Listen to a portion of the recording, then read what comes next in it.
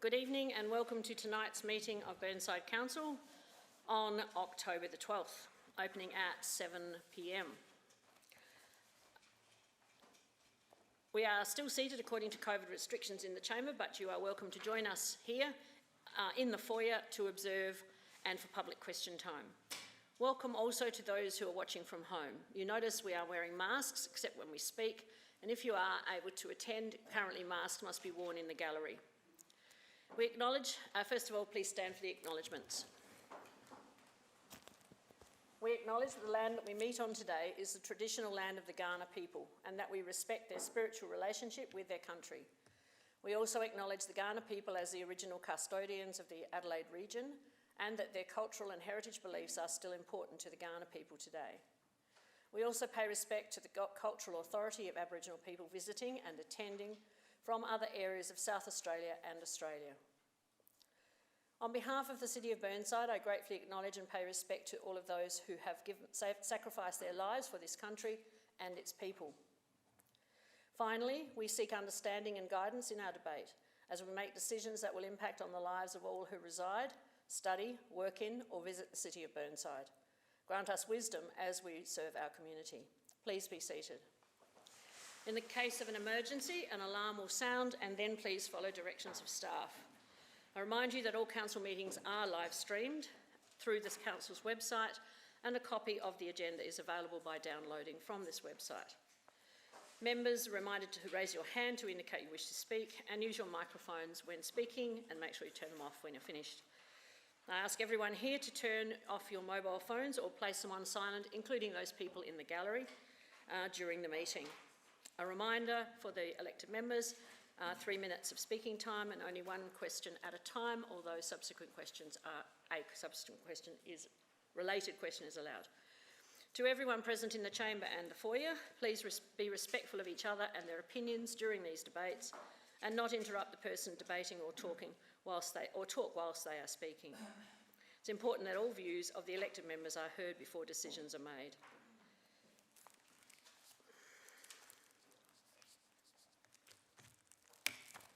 Right, we move to absences. I have not received any apologies. Declaration of interest reminder. Is there anyone who wishes to declare a matter of interest? No? Confirmation of minutes. I seek someone to move minutes to be confirmed. Thank you, Councillor Jones. Seconded, Councillor Turnbull. All those in favour? Against? Carried. There is no adjourned business. We have some public presentations though. First of all, we have a public question time. We haven't had one of these for a long time. I'll just go through basically the rules. The person will come in and state their name and suburb, and then they have a minute to ask their question. No questions are asked of the person asking the question. It is not a debate. It's not like the deputation. And I will hand over to the CEO for an appropriate person to make the response to the person who's asking the question. And then we will have 2 deputations after that. So, Matt, Mr. Spearman, could you call Mr.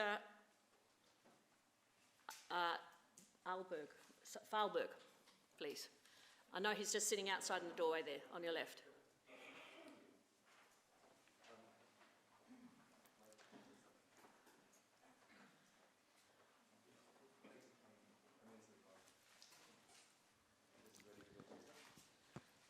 Okay. Yep. First time. Dear councillors, I only found about I'm speaking about Brock Reserve potential, and I only found about this at lunchtime today, courtesy of... You are asked to state your name and your suburb and then go straight to your question. Right.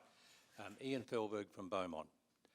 I and other concerned residents and ratepayers didn't know about the prospect for the proposal to be discussed tonight by Council, and on behalf of the people in the immediate vicinity, I'm asking that you consider the following.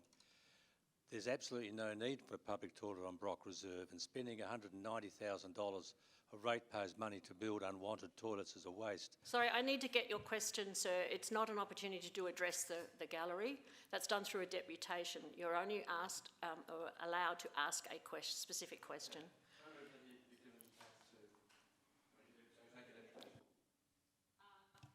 We have 2 other deputations that were formally done according to the required time frame, and this apparently came in late this afternoon, and it was past the deadline. So the CEO made the decision. So you're moving that it be allowed as a deputation. Well, just to discuss the matter, I guess, just excuse me for a second, but it just seems that perhaps Mr. Fehlberg may have misunderstood actually which he wanted to apply for. It just would seem appropriate, perhaps if he gets bumped to the bottom of the list of the deputations, but I feel it would be worthy of... Clearly he wants to make a deputation and make a statement. I'll second that way, yep. All those in favour? Carried. So Thank you. We'll ask you to take your seat again, Mr. Fehlberg, and we will give you the opportunity to speak for 5 minutes. And that way you can address the situation. I won't be as long as 5 minutes. Okay. Thank you. All right, so now we will move to the deputations, and the first one is Mr. Justin Chadwick, sitting at the rear.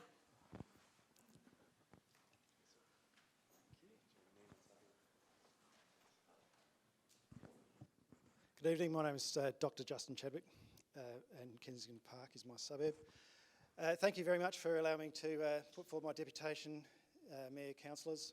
I'd like to speak to you tonight about the need that I feel, and a number of other members feel, within the community of a public art policy in the council area.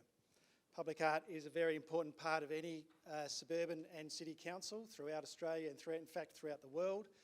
And I think it's about time that Burnside embraced this and joined in with other councils for this. Public art is an important part of councils. It brings together community, culture in one place. It addresses a range of interests at all levels. Public art is not necessarily a simple painting on a wall. It can be much more than that. It can be a range of contemporary arts. A public art policy needs to be more than just the commissioning of artworks. It also needs to be the maintenance, commissioning, decommissioning of artworks, and therefore the requirements for a policy is important. The policy will create guidelines which are necessary during the implementation of artworks and to ensure that the best artworks are put forward while promoting South Australian contemporary artists of all manner. I feel that there is a South Australian art commentator who summarises public art quite well, in that she said that public art has 3 things. It's a hook, a match and a doorway. A hook hooks the viewer in to look at the art and hangs up culture for everyone to see. It also has a Velcro form which sticks the passers-by to look at the artwork. It also has a match which ignites creativity, and a doorway which opens up to the wider community access to the past, present and the future. So what I put for you this evening is the process, to start the process of introducing a public art policy in Burnside Council. I think it's important, I think it will be very valuable, and it will benefit all ratepayers and the community in general. Thank you very much for the deputation. Any questions? Thank you. Yes, I'll just seek questions. Councillor Davis? So when we rate residents, we have, and this might be a bit of a technical question, I suppose, we're often very accountable to them in terms of our rate increases. Councillor Davis, I'm not sure if everyone's picking up on the microphone. I'm having difficulty hearing you too. Oh, that's a shame. I wouldn't, try and deprive you of my delicious voice. How how much do you think should be allocated, or do you have a thought in terms of how much we should allocate as a percentage of rates to art installations in the City of Burnside Council? That, of course, is open to the policy guidelines, and that's what policy guidelines Yeah, are. I'm just asking, do you have a view on that? City of Adelaide, 1.3% of... 1.3%. 1.3%, yep. Okay, cool. And that is not high compared to international levels. Places like Liverpool, Glasgow have very high amounts. They're especially UNESCO City of Arts. They're a little bit slightly different because of that. However, they are reasonably large amounts. Now, that 1.3%, say, for the City of Adelaide, is not just going out and commissioning South Australian artists and creating artworks. That also covers things like maintenance, repairs for damage, because they are in the public and people come along with spray paints and spray paint pigs, for instance, in the mall. So those things need to be maintained, and that budget is there. So it comes into a general public realm budget. Yep. Councillor Davey. Thanks, Your Worship. Thanks very much for coming along tonight. I'm interested in the breadth of arts and how we would include that. And I don't want to pin you down, but do you consider performing arts and live art would ideally be included in this policy? Oh, absolutely. All art. The only stipulation I really would say is that we need to engage South Australian artists, contemporary artists, at all levels. There's basically three tiers of art.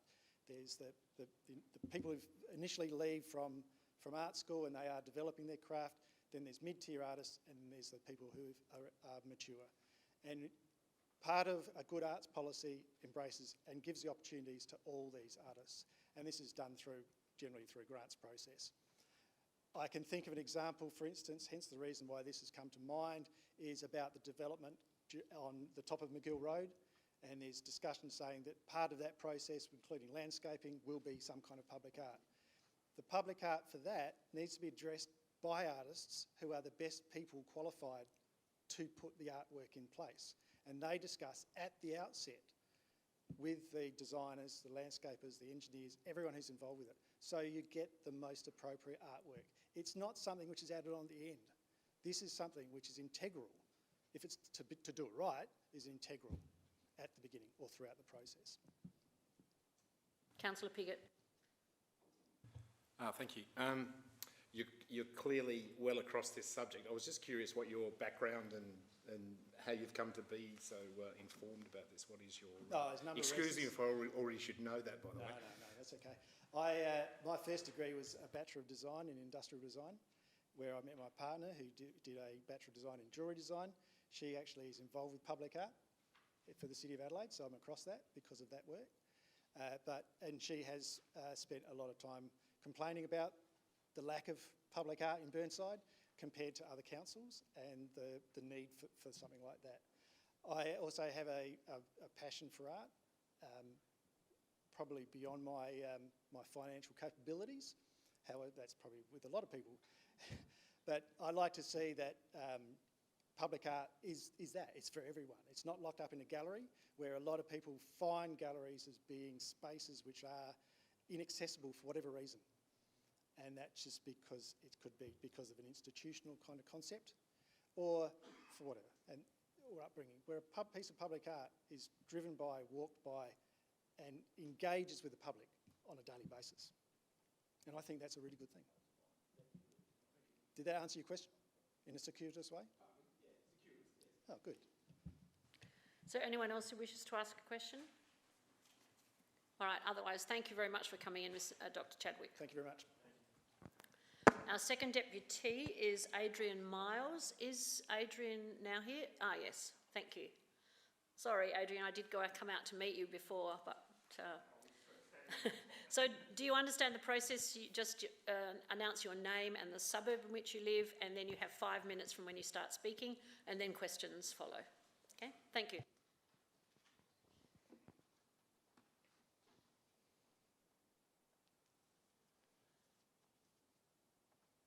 My name is Adrian Miles from Kensington Park, specifically 57 Yeronga Avenue.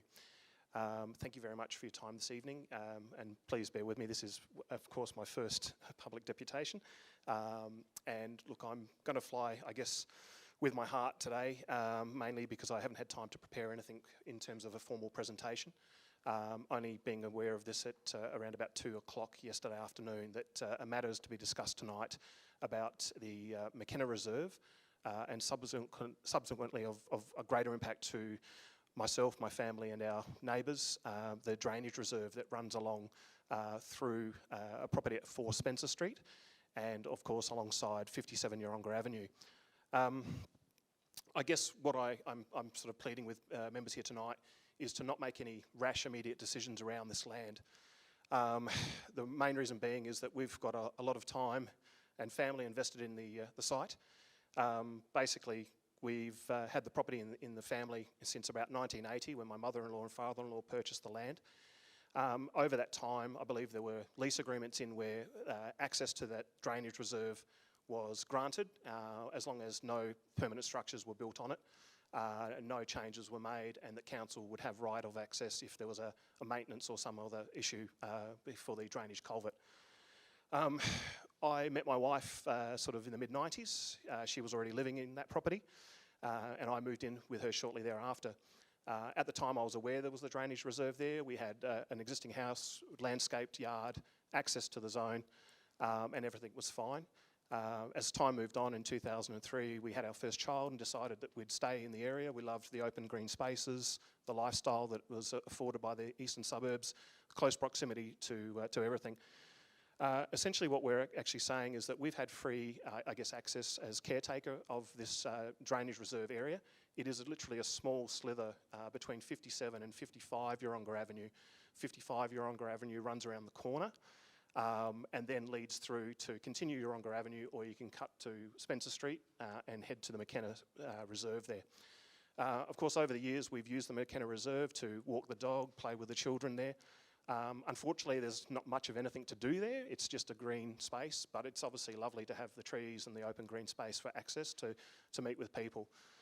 What we'd actually love to see from a community mind, we always think about the space as something like a community garden or even a dog park where dog lovers and dog owners, and of course if you go across the road at Kensington Park Oval, it's often used for sport by Pembroke, or there's about 50,000 other people using it for other sort of sports and things like that at the time. And so we're sort of thinking that, yes, definitely some community consultation should be involved for McKenna Reserve. It's a great place to have. It actually would open up and give people that don't want to cross the parade, which can be pretty hectic at the best of times, with no real safe set of lights until you get further down to Pembroke High. So there's a lot of elderly people in our community, a lot of sort of people with families who don't actually want to go across to the park. They just want to actually enjoy their local space. So we're all for community consultation on the McKenna Reserve. However, as far as the 57 Yeronga, 55 Yeronga Avenue area, I believe there's suggestions there, one of which is to put a laneway down the strip of that. Tonight I'm also here helping to represent my neighbour Jackie Schuller, who owns number 4 Spencer. So she has a right of way between the two properties.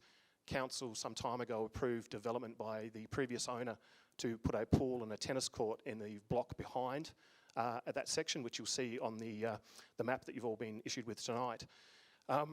What a laneway would do would actually stop Jackie having, that family life that she's got.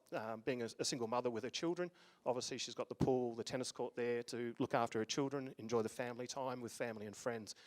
Putting a laneway through there would make sure that she has to actually lock and unlock a gate on both sides.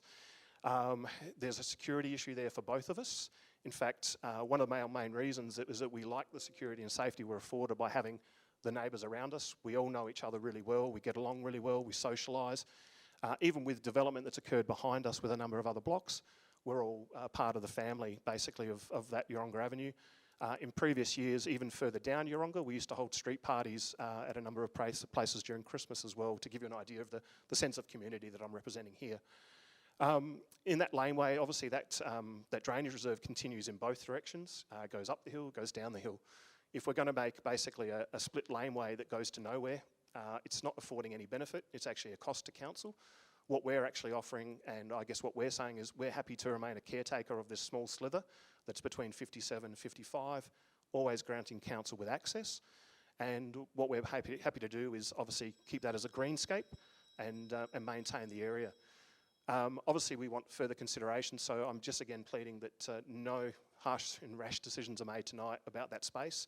If we have to go down the community consultation path, we'd love to be open and involved with conversation. We feel as though prior to this point we haven't been given that opportunity, and I really think we've got a lot to add to the conversation. Thank you. How many people, like pedestrians, would use, because what can I say, I can ask two questions. Is there a footpath in front of that property along Yeronga Avenue and Spencer Street? So there's a footpath that wraps around the corner. If you see the map, it wraps around, but there's nothing at the moment between on that drainage reserve. That's actually, I guess, has become, and I don't want to use the term our property, obviously we know it's council land, but it's behind our gate. And look, to be honest, a laneway there that divides 55 Yeronga, 4 Spencer and 2 Spencer, I'll put my community hat on here. If I wasn't directly affected, I'd look at this and go, why are you doing that? Like, it's just if it cuts this cut through, it creates a laneway between 55, 57, 4 and 2 and the property behind 2, all for really minimal benefit. It's not like going to save anyone time to open that up. Well, how many people do you think will use that laneway if it was opened up? Minimal. And I'll tell you too, a safety issue, there's a laneway a couple of blocks over. I've never walked down that with my kids because of the safety aspect. There's often, needles and things like that are found there. It does attract, those elements. Right. And more so, it's probably used by the wrong type of people rather than the right type. Look, it's a leisurely area. People walk the streets. They love to go past all the gum trees and things like that. I get it. It's what we do. It's why we love the area. Putting a laneway through there, I don't think is going to attract anyone to actually want to walk down it. In fact, they'll probably, as we do, be a bit apprehensive about sort of heading towards that sort of, reserve area and knowing that they are putting themselves into a tighter space, basically. Are there any further questions? Councillor Davey? Thanks for coming along tonight, Adrian. I've got a question about, we've been discussing this matter since March this year. I understood that the council staff were talking to the residents who were affected and involved. Have you not been having discussions and I wouldn't call it a discussion, Councillor Davey. Essentially, we were aware earlier in the year. We were approached by a council staff member. I think his name was Carmen, maybe from engineering type sort of things. Don't quote me on that, but he made contact with us and said, look, I'd like to come out and see the site, talk to you. I said, sure. I work from home at the moment, as I have for, even pre-COVID, so I do work from home. So essentially, my life is 24/7, Yeronga Avenue. He came out, he said, look, we need to survey the area. The survey hasn't been done for some time. I then obviously gave him the history of when we built our house, the process we'd been through, the consultation that was given at the time. The advice at the time from council was, it's not up for sale, we're going to leave it as is. And he said, look, it's nothing like that at the moment. It's just come up as a matter in front of council. They're looking at the McKenna Street area. And it was more so the emphasis on what sort of type of use McKenna Reserve would provide. He did indicate to me that someone had actually, created this by putting either an application or notice in that they would look to develop number 2 Spencer, and were trying to buy that piece of land, basically across the drainage sort of reserve area there. To which, that was sort of the most of that. The next thing basically, look, there was, I think, a number, like a phone call or an email from one of the other staff, but essentially that was then setting up the survey. Hey, please provide access to the property, which I absolutely complied with. Working from home, I said, look, anytime, ring the bell, I'm here, always open to talk. The survey was completed. There were comments around, yes, this is what some of the plans are, and at the time they said there may be a suggestion of putting a laneway down there, which to me, as I say, to me, I don't get it. It doesn't sit in my head. Even if I didn't live there, I don't see the sense of putting a lane to divide, separate one property on the edge of the corner. Can I just ask a follow-up question? When you were building your house and putting in your plans, did you not do a survey to see that was absolute procedure was followed by the builders at that time, consultation with council. I can tell you the consultation with council went as far as our property had to be 12 metres back minimum from the street. So we lost a lot of space for our backyard, if that makes sense. We had to basically be further back to the block. The old house that was there prior was closer. The original crossover or driveway was there before, I'll say well before the 80s when my in-laws purchased the property. We then purchased the property off of them. Essentially, yeah, look, we had to be 12 metres back, and they also wanted our house, we're below street level. And I was concerned about flooding because over the years we'd noticed a lot of street flooding here and there. And I said, look, I'd like to raise the level of our house up. We're 12 metres back. We're not sort of, I guess, overarching the streetscape, but also we're far enough back from the amazing gum tree that we've got on the corner of the property. We'd like to be higher. That was rejected at the time, and they said actually they wanted us lower, so we complied and went 20 centimetres even lower than we are. So we're about, I think, 820 centimetres, or 800 mil, and another 20 centimetres lower than the actual streetscape. We did all of those. I'll say jump through the hoops at the time to do it because we believed in building our family home. We, again, loved the area, and we had a passion for staying where we are. Councillor Henschke. Oh, good evening. This gum tree you mentioned, beautiful gum tree, it is beautiful. So if we don't decide to do anything with this land and not sell and leave it as it is, as a minimum, what would you think that doing something to help that gum tree flourish more would be a good thing? Some understory plantings? Yeah, 100%. Would that be 100%. compromise? And we actually, when we built, I would have submitted at the time a letter. We went around and looked at natural and local flora, basically, and said we were quite prepared to undertake all the costs in terms of the upkeep for any grasses, but also any trees, any shrubbery, to suit basically underneath the canopy. We basically listened to the arborist at the time as well. He came out and looked at the tree. I believe he again when 55 Yeronga built a few years ago, same sort of scenario. They obviously kept the garden there. We were ones to encourage that as well. And we said, look, what we actually want to do is make sure that that tree thrives. Yes. And it has. It's grown even in the last couple of years. I think it's probably still got an inch or two to go, believe it or not. Despite dropping the odd limb on our new house during a storm, which, you know, we didn't take it personal, but look, yeah, we're 100% behind it. And this is one of the ongoing things. We haven't actually landscaped our block at all. We've had a number of setbacks, whether it be work, personal health, or things like that over the years. And we were literally about to pull the trigger on landscaping when sort of this started earlier in the year. So we actually canned that. I don't have a garden, a yard or grass where my children can play. My youngest is now, my firstborn is now about to turn 18 years old. Luckily, we've had the park across the road to go and play in. So we've waited essentially in, I guess, this phase, sort of thinking, well, whatever we do, we need to realise the impact of that, and we're certainly not opposed to still, progressing along those lines. Thank you. Councillor Piggott. Thanks for coming in. Actually, I think you've done okay on your first deputations, by the way. Look, I hear what you're saying. This has come up as you describe, as to why this is being looked at. It was brought to us by one of your neighbours. The quandary council has, though, is that council land really probably should be in council hands as opposed to under private sort of control. And my question is, and it's a bit hard to know without sort of the amount of money, I guess, but would you be open if it was to be an opportunity to perhaps resolve the situation by transfer of land into your hands, obviously at a price? Would you be open to that? I'm not. Look, certainly open to the discussion. We've never actually had the opportunity to discuss that at all at any length. We had when we built the house, because obviously at the time of financing the home, we sort of said, well, look, is this a solution? The decision at the time from members of Burnside Council was, look, and it was, I think, all a bit too hard because of the odd shape and odd location of it, and obviously a number of the factors that involved with it.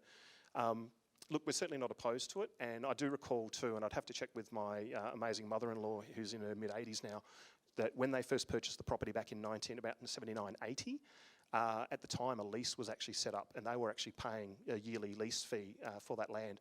Now, we actually offered in the beginning to say, look, we're happy to continue that. We're not opposed to that at all, and still give, obviously, right of access to council at any time. We want to beautify it, and the thing is too, like, it's right next to our driveway. Now, obviously we had an option to pave that.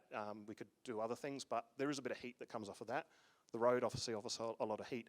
We see the value in greening that space and keeping it green. Whilst I understand people would look at it and say, oh, but you have exclusive use of that. We're talking, I think it's about a 6-metre slither of land. And literally, look, if it was a bigger space, I'd be more than open to say, hey, open it up, let's make people get use of this land.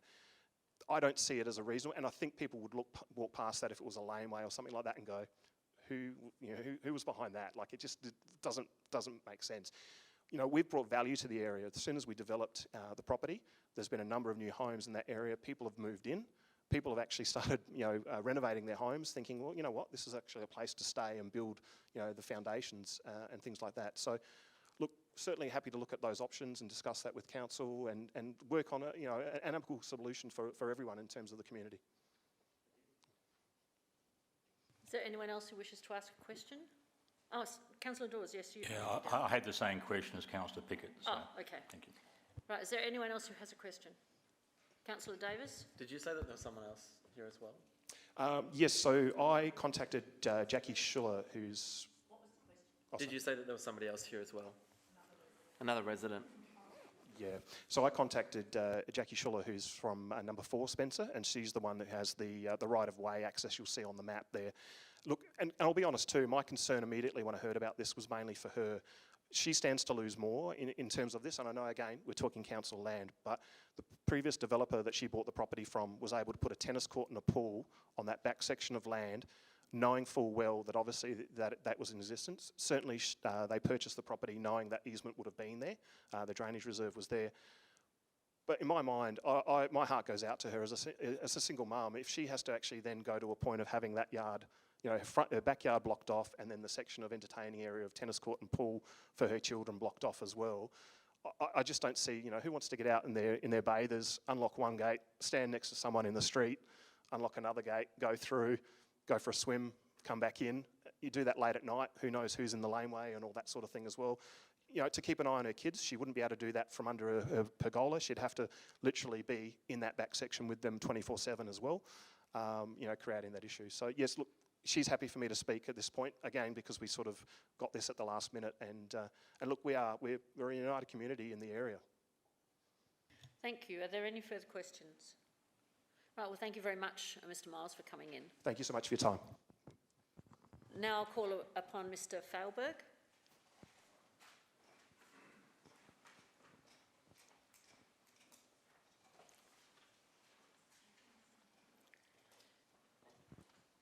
Now we'll start again, Mr Failberg, and you will have up until 5 minutes. Thank you. Ian Failberg from Beaumont. I'll get it correct this time. It's a great privilege to be in these chambers. It's been 43 years since I was here. Things have changed electronically and a few other things as well. But I wanted to speak to Council about the proposal for the public toilets in Brock Reserve. I have lived there since 1991, and in that time I've never seen anybody use the park as a public toilet, even though there have been many people walking through it. Even when the children's playground is in full use, there's never need for a toilet. And thankfully, after 2 years, the new playground in Brock Reserve is finally it's been installed and is being used now by kids, and it's great to see people using it again. Because it's small, it's a vitally important part of the Beaumont area, and it is an important playground for children in the area to use, and they love it because they can run around up and down the creek and all the rest of it and over the new playground swings and so on. But to put public toilets there will destroy Brock Reserve's lovely character, safety and peacefulness that's so enjoyed by both the walkers and the children who play in it. The last thing anybody wants in that area is antisocial behaviour, bad antisocial behaviour, and that's what's going to happen, we believe, at night. So we know that it's a small reserve, and it's a wonderful place, and the council have done some wonderful revegetation in a large part of the reserve in the last year. We've cared for the reserve, my wife, myself and other residents have cared for it for over 30 years. It's very unique, and we want it to remain that way for all of Burnside Council, and we love to see people use it, because when they get out of their cars, start walking up to Harndorf, or even just up to the track and then coming back again after half an hour and so, it's really very wonderful to see that happen. And where the public toilet is proposed to be is right at the entrance to the walkway. You're going to have this 3.5 metre by 2.5 metre high thing by 2 metre deep public toilet, which can't be very attractive anyway, sitting right at the entrance, and it's going right next to Dashwood Road. It's going to spoil it. So that's why I'm saying there's absolutely no need for a public toilet To spend $190,000 to build this is really a waste of ratepayers' money. There's much better use you can make of the money for all of the Burnside Council residents and ratepayers. And the people walking the Pioneer Trail have never needed a public toilet. You talk to them, they don't want to use a public toilet because if they're starting at Beaumont House, they've got toilet facilities there and they're pretty good at it. The proposed location is terrible, it'll be an ugly building. The proposed toilets will encourage antisocial behaviour, even though you've said it will be closed at night, but it's one of those things, these things happen. And it's the safety of the children that use that reserve, it's paramount. Now, please ensure that Brock Reserve remains unique, child-safe and friendly and public toilet free. So I'm asking you to ask yourselves, is this really necessary? Spend $190,000 elsewhere in the Burnside Council area and people will love it. Thank you, Mr Fehlberger. Now, does anyone wish to ask a question? Councillor Carbone. Thanks for coming in and speaking tonight. I understand what you're saying. The other side of the equation is that we have a lot of people, a growing number of people, and of course we want to fuel it and make it even bigger, but we do have a growing portion of the population who are using the walking trails on weekends and so forth. So they park, they get out of their car, they walk for an hour, and they walk an hour back. So that's 2 hours. And there are going to be some people, surely, amongst that group who would like a toilet at the end of that 2-hour walking trail. And we don't want to encourage them to go across the road to the house and so forth. And we don't want to encourage them to go to a pub and so forth. Those places aren't set up as a public toilet. So that's sort of where my headspace is. I just want to hear what your thoughts are for people who are going on these walking trails. And there are going to be, I know you said you've never seen it, but surely there must be a portion of those people who use the walking trails. For them who want to use a toilet, what do you think they should do? Over my 35 years, I've never seen anybody using Brock Reserve as a toilet, and I understand what you're saying, and then the figures that you provided, they said that there were 7,100 people average per month using the walking trail. When I do the sums on that, it just comes up figures which just don't make any sense in terms of the number of using it. I know that people do have bladder problems and have to use toilets and so on, and I'm just wondering whether there is a better place, because you've got a small reserve just across the park. You've also got the bottom end of what was the lovely olive orchard in Beaumont House. In that vicinity, if there's a facility that could be used, because rather than at the entrance to Brock Reserve, because you can't build it up the slope up Dashwood Road because it's too slopey, and it's really got to be in that entrance part, and that's not a way to welcome people on the walking trail to Harndorf at the best of times. Hi, Councillor Davis, Thank you for coming to speak with us. My understanding is that your major concern is regarding antisocial behaviour. In Penfold Park, there was a toilet there and it attracted a huge amount of antisocial behaviour, and the council resolved to replace that with a new modern electronic toilet, and that has essentially ended that behaviour given the controls around it. Have you understand how that works or why that works, or have you heard about those new modern toilets and how they prevent antisocial behaviour? No, I haven't, and it's probably one of the things that we haven't been told about, because a public toilet's a public toilet, and if it's not available for use, then people still feel they've got to use it somewhere. Because we have had some problems at night when we've had a group of young people rollicking around the park and so on. So I don't know whether you electronically electrocute them or what you do. Yes, that's the idea. Oh. Councillor Hughes.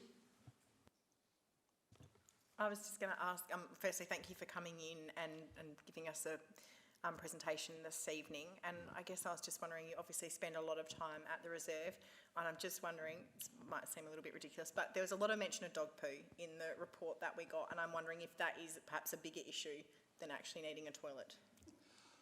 I think it probably is, because of course people are getting out there starting the dogs, and dogs, unfortunately, when they start to walk, feel they've got to go somewhere. and there's nowhere else to go, basically. I know there is a bin at the entrance to off Dashwood Road, but whether there should be one further up to encourage people, because no one wants to walk 5 kilometres carrying a green poo bag.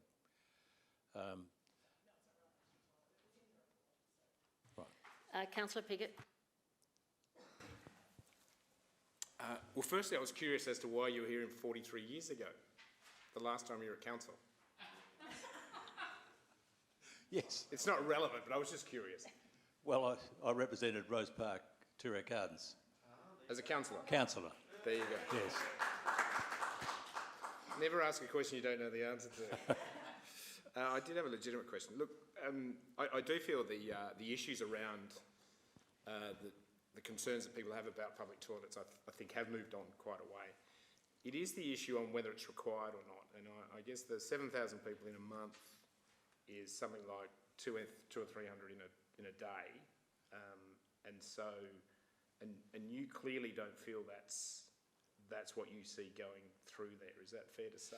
And I don't know whether you've got well, that's a correct. view on no, that. because if let's say that 100 people go past every day of the working day of the week, the 5 days, that's 500 times by 4 is 2,000. So take that away from the 7,000, that leaves 5,000 to spread over 8 days, which is the weekend days, and that's 787 on a weekend day. And I mean, the people that go on the walking on the Pioneer Walk is no more than about 600 or 700 in one group, or coming back.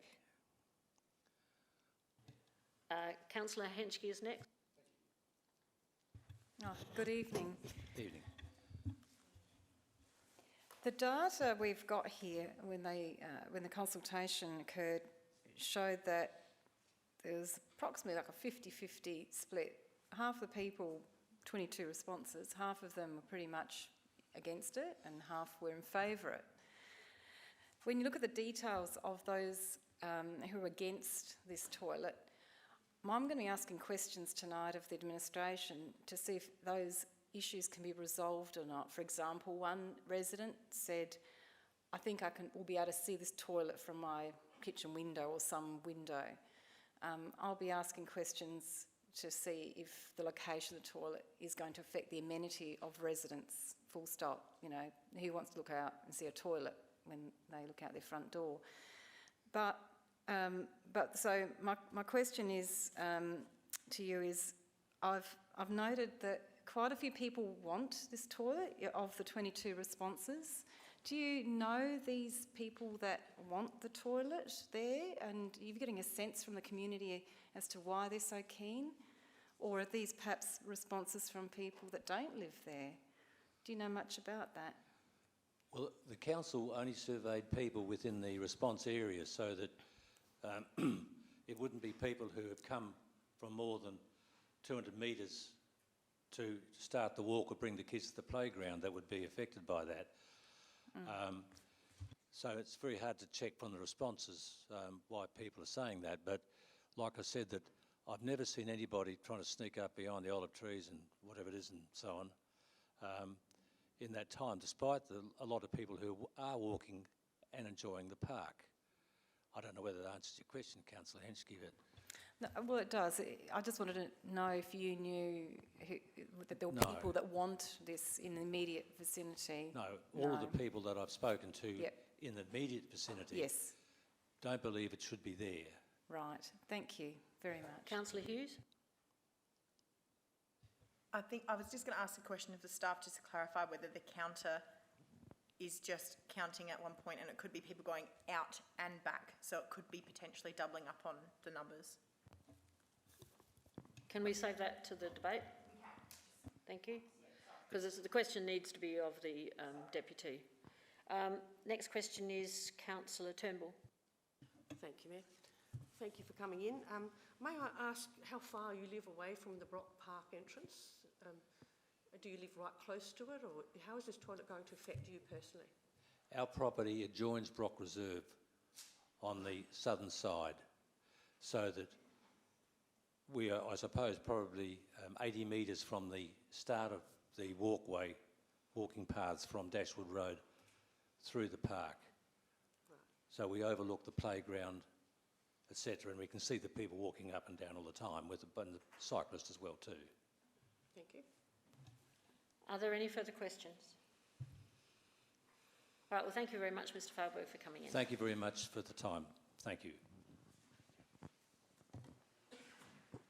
Right, we will move now to the first item, which is the Brock Reserve Public Toilet Facility.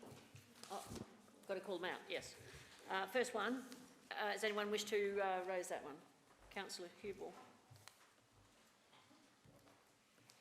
McKenna Street?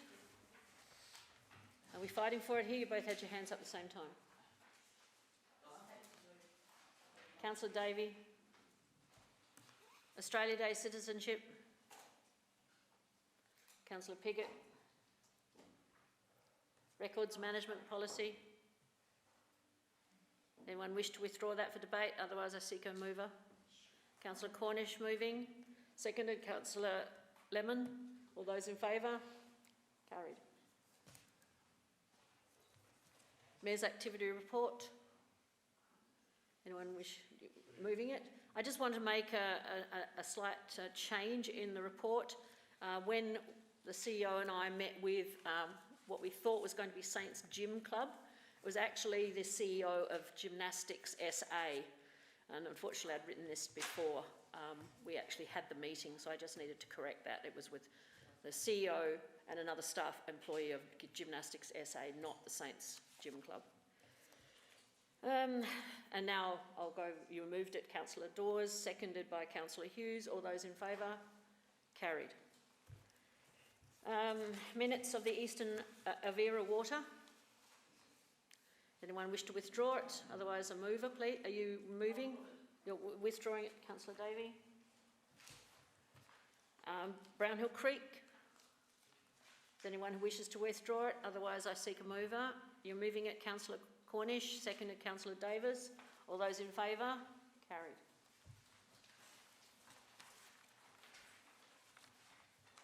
Right, so we now go back to Brock Reserve Toilet Facility, and Councillor Hubel has called.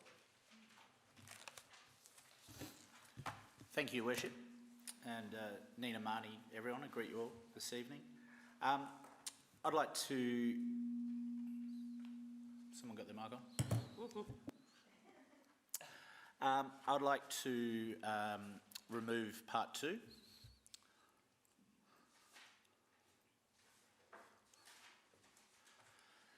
Thank you.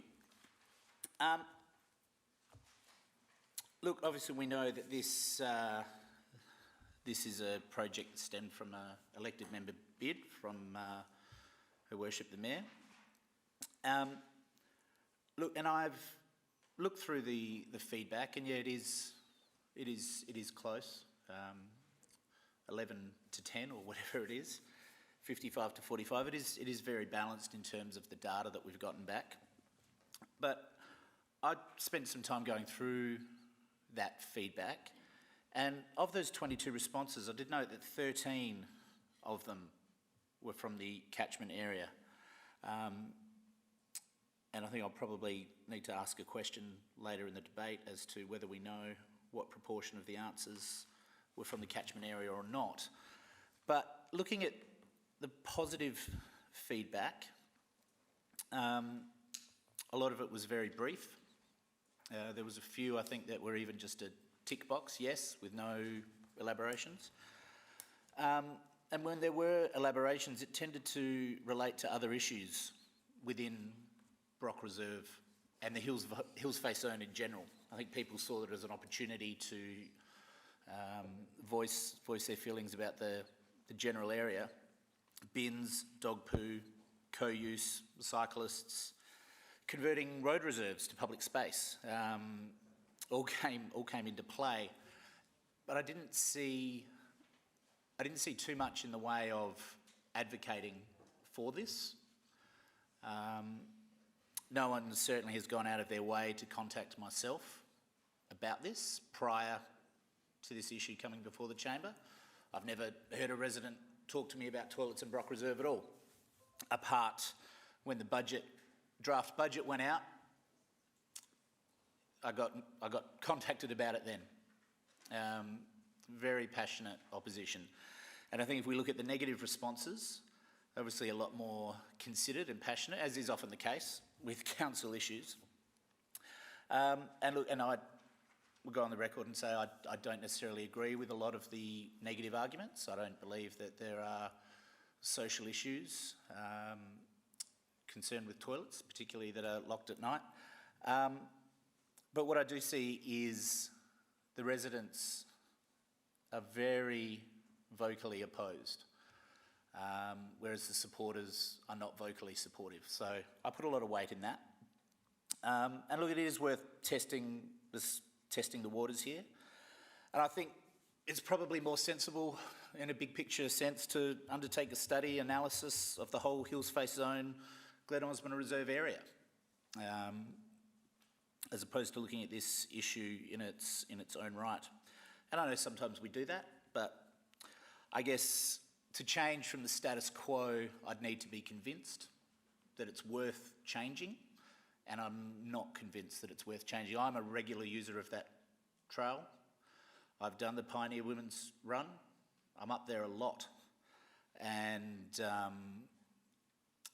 look, I've never spoken to residents or users that have advocated to me or approached me ever about a toilet in that position. So I don't think it's the best solution. I think it's probably something we need to get right. It's on the radar now. I'm sure it won't go away, but look, I don't think now is the time to be putting it in. Seek a seconder. Councillor Hughes, you wish to... Is there anyone who wishes to speak on this matter? Councillor Davis. Thank you. I have a question about the access to, because all the debate I've heard is the need for it, and the fact that the walkers do have access to Beaumont House and the toilet at Beaumont House. No, they don't. That is incorrect.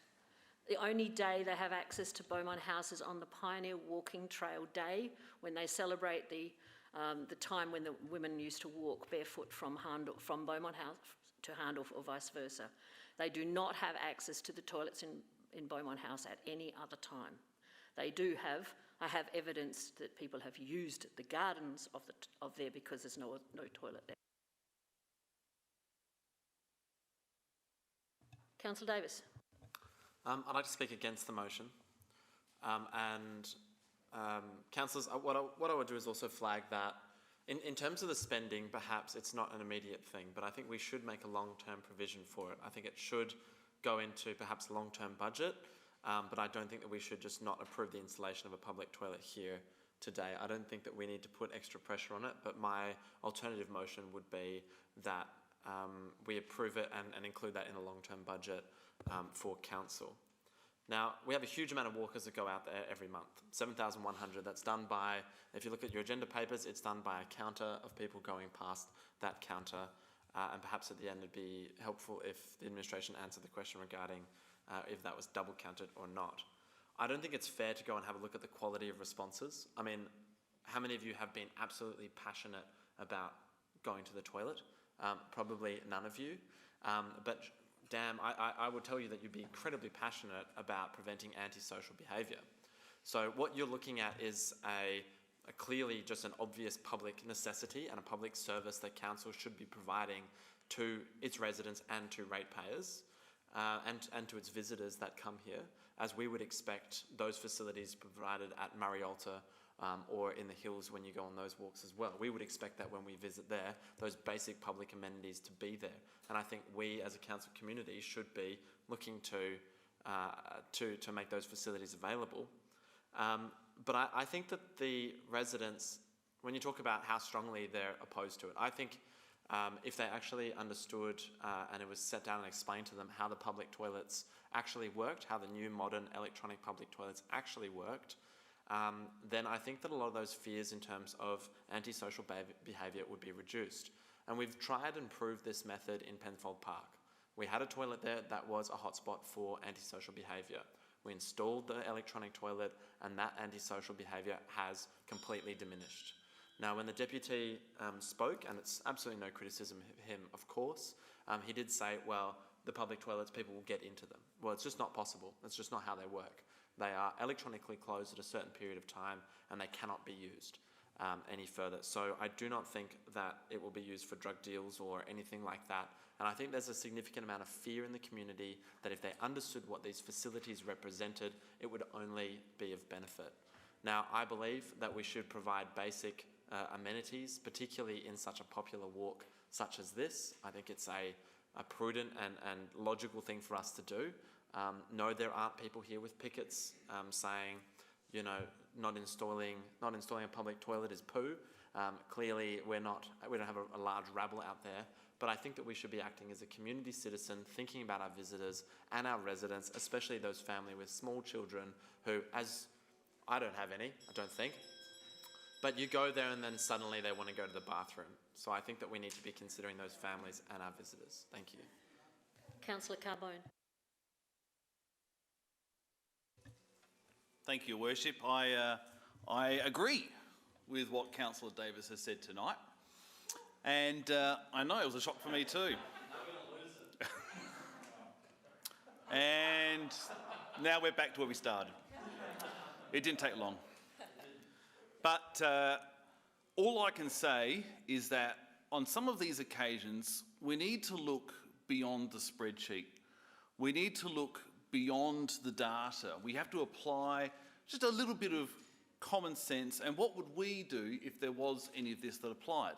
Now, this is a personal issue for me because my second date with Angela was actually at this reserve and we went on the walking trails around. So I speak from experience, like Councillor Hughes, and from that moment we used it probably every weekend.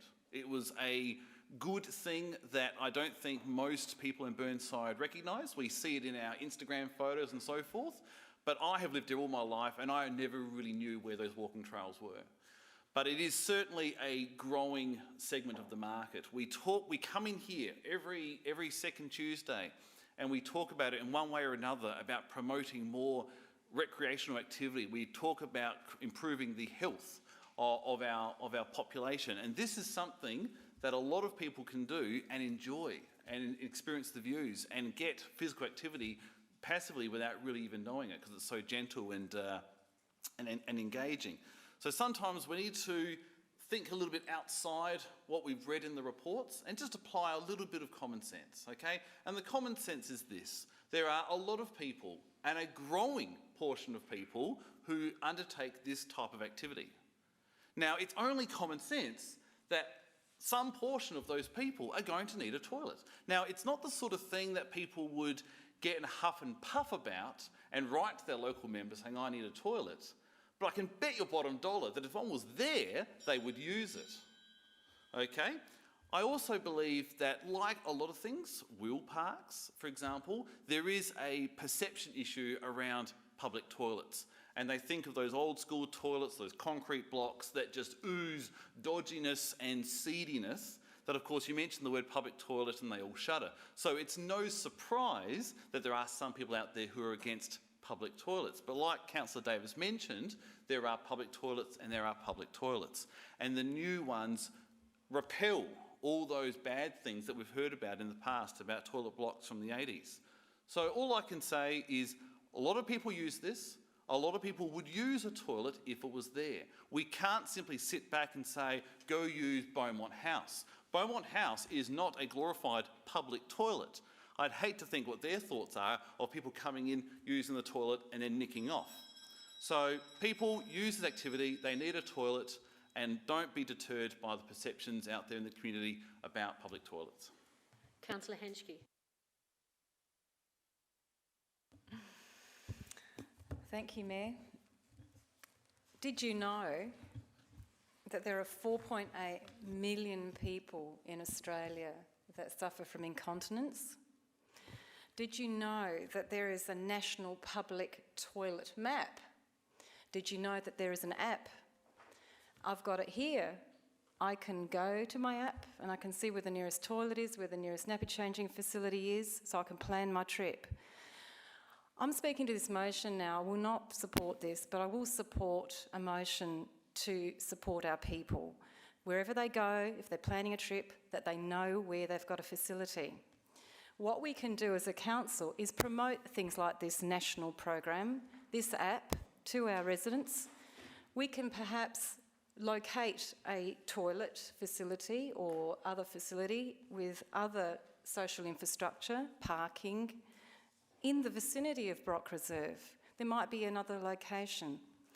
I've put in my app the nearest toilet to Brock Reserve, and I got Langham. I can then decide I want to park at Langham Reserve and then walk from there. So I'm going to have choices. So councillors, let's make sure that we provide enough toilets and for our community and integrate national programs like this into everything we do. Thank you. Councillor Turnbull. Thank you, Mayor. I won't support this motion either. This toilet that's going to be built there perhaps sounds nice. It's a nice toilet. It's unobtrusive, small, only available in the daylight hours, a bit like the one at Penfold Park, which has stopped all the antisocial behaviour we had heard about before. So I can't understand why there's such angst about it. There are 2 walking trail counters in this vicinity. They indicate monthly figures of approximately 7,000 people walking, jogging, riding, etc. But the figure's probably higher as there are other entries to the trails which are not actually used counters. So there's a lot of people, 7,000 plus. And my husband walks it regularly, and he says he often sees people skiving off and coming back with a relieved look on their face. So it does happen that they get caught short up there and they have to go. So providing a toilet is a human right. It's a necessity, a basic right. Also, with the new playground there, as Councillor Davis said, little kids can't hold on forever. So what does their mum do? Say, go behind the tree there, sweetie. It's all right. It's really not very healthy. It's not a good health environment for people. So I will be not supporting this motion. I think we should have a toilet there, definitely, and as soon as possible for all these people who love using our walking trails. Thank you. Councillor Pickett. Could I ask a question? Could I just explore the county? Do we have any idea where the 7,000 a month would compare to some of our parks? I was given other walks today by Mr. Cant, but I just wondered, could you tell me how many people we think we get Penfold Park, for instance, not necessarily to the toilet, but to the park? Or anything that I can hang my hat on as to, is that a lot of people? Not a lot of people. I could suggest that there's probably at least 200 a day in Hazelwood Park. Councillor Davey would be able to verify that when she speaks, because she walks there regularly as well. I use the swimming pool regularly, but that would be large numbers. And so would Kensington Gardens Reserve, because of the, again, very large numbers of dog walkers throughout Kensington Gardens Reserve, apart from, of course, all the sporting clubs. Could we ask thank you. Yeah, I just provide what that. you've just given me is the same amount of people that we got quoted here in a month. Yeah. So through Madam Mayor, if I can refer to Mr. Cant. Through you, Mayor. Unfortunately, there's only 4 locations through the city where we have specific counters per se. And to respond to Councillor Hughes' question earlier on, every time a person passes the beam, it counts them. So if they do go out and then return, that would count them twice. So it's every time somebody does pass that beam. It's difficult to provide another response for how much our parks are used to provide the same level of information. We do have smart counters in some parks, but that focuses on the phone connections within, the pings within the sites, and it does it on a regular basis, so it doesn't actually give us an accurate number of people using those specific facilities. So the best response I can give to your question is those 4 counters that we provided previously. Next person I've got on the list is Councillor Davey. Thank you, Mayor. I have a question. Have we thought at all, it's very modern, new and innovative, about installing or thinking of installing a compostable toilet in this site? I would have thought it would be absolutely ideal. It's a beautiful little park. This is more, it would reduce the environmental impact because you wouldn't need all the park services, and you wouldn't need to have the park dug up. And I just wonder whether that would be less obtrusive and more acceptable to those who live nearby. They're perfectly serviceable and very modern and functional. Through you, Madam Mayor, the first concern I'd have with the compostable toilet, and I don't disagree that in the right location they're appropriate, but in a commercial setting, I've seen more examples of where they produce offensive odour and have more downsides than the upsides that you're trying to fix. So I would be concerned from our public's perception and well, essentially the odour and the negative side of it, then we'll be trying to solve with positive environmental outcomes. I don't know if Mr. Cant's got any commentary about that. Through the Mayor, yeah, further to Chris's points, we haven't specifically considered compost toilet on this location, particularly because during the budget process, the consideration was also given to ensuring that we would have to deter the antisocial behaviour that were experienced elsewhere. So the budget bid considered a similar toilet to the unit installed at Penfold Park, and that's where we concentrated our efforts. Councillor Jones. Could I ask a question, if I may? This is really a toilet for Mount Osmond Reserve rather than Brock Reserve, because that's what's getting used. Because I kind of agree with the residents. You could manage without one in Brock Reserve, but I do feel Mount Osmond Reserve needs one. Is it feasible, because Brock Reserve is not a great place for a toilet for use as Mount Osmond Reserve, it would be better to put it in the middle of the reserve. And taking Councillor Davies' idea, could you perhaps put a compostable toilet at the junction of Centre Track and Bayview Track? And then if there's a bit of odour there, it's in the middle of nowhere. It's not really going to cause problems for people. Anyway, that's just a question I'm throwing out there. Through you, Madam Mayor, to Mr. Cant. Through the Mayor, I believe the location you're talking about is state government land. So anything's possible with the conversations would have to be had with the state government. My experience with the state government, in particular with some facilities up on that land, they don't like to even put rubbish bins on location. I'd be surprised if they did consider the toilet, but we haven't had those conversations at this stage. Councillor Hughes. Just a question of staff. Do we have a toilet at Chambers Gully? Yeah, okay. It was just one of the examples that were given in terms of a large number. It was a no. Councillor Lemon. Thank you. I'll speak to the motion. I will support this motion. I have some real reservations about, while I don't disagree with people that have said there's a toilet needed for that trail, I really feel for the local residents that are suddenly about to have one foisted upon them. And I think that we're muddying the waters by comparing this particular site with that of Penfold Park. They are different. And if I was living 80 metres from the entrance of the Pioneer Women's Trail, I think I'd be a bit concerned.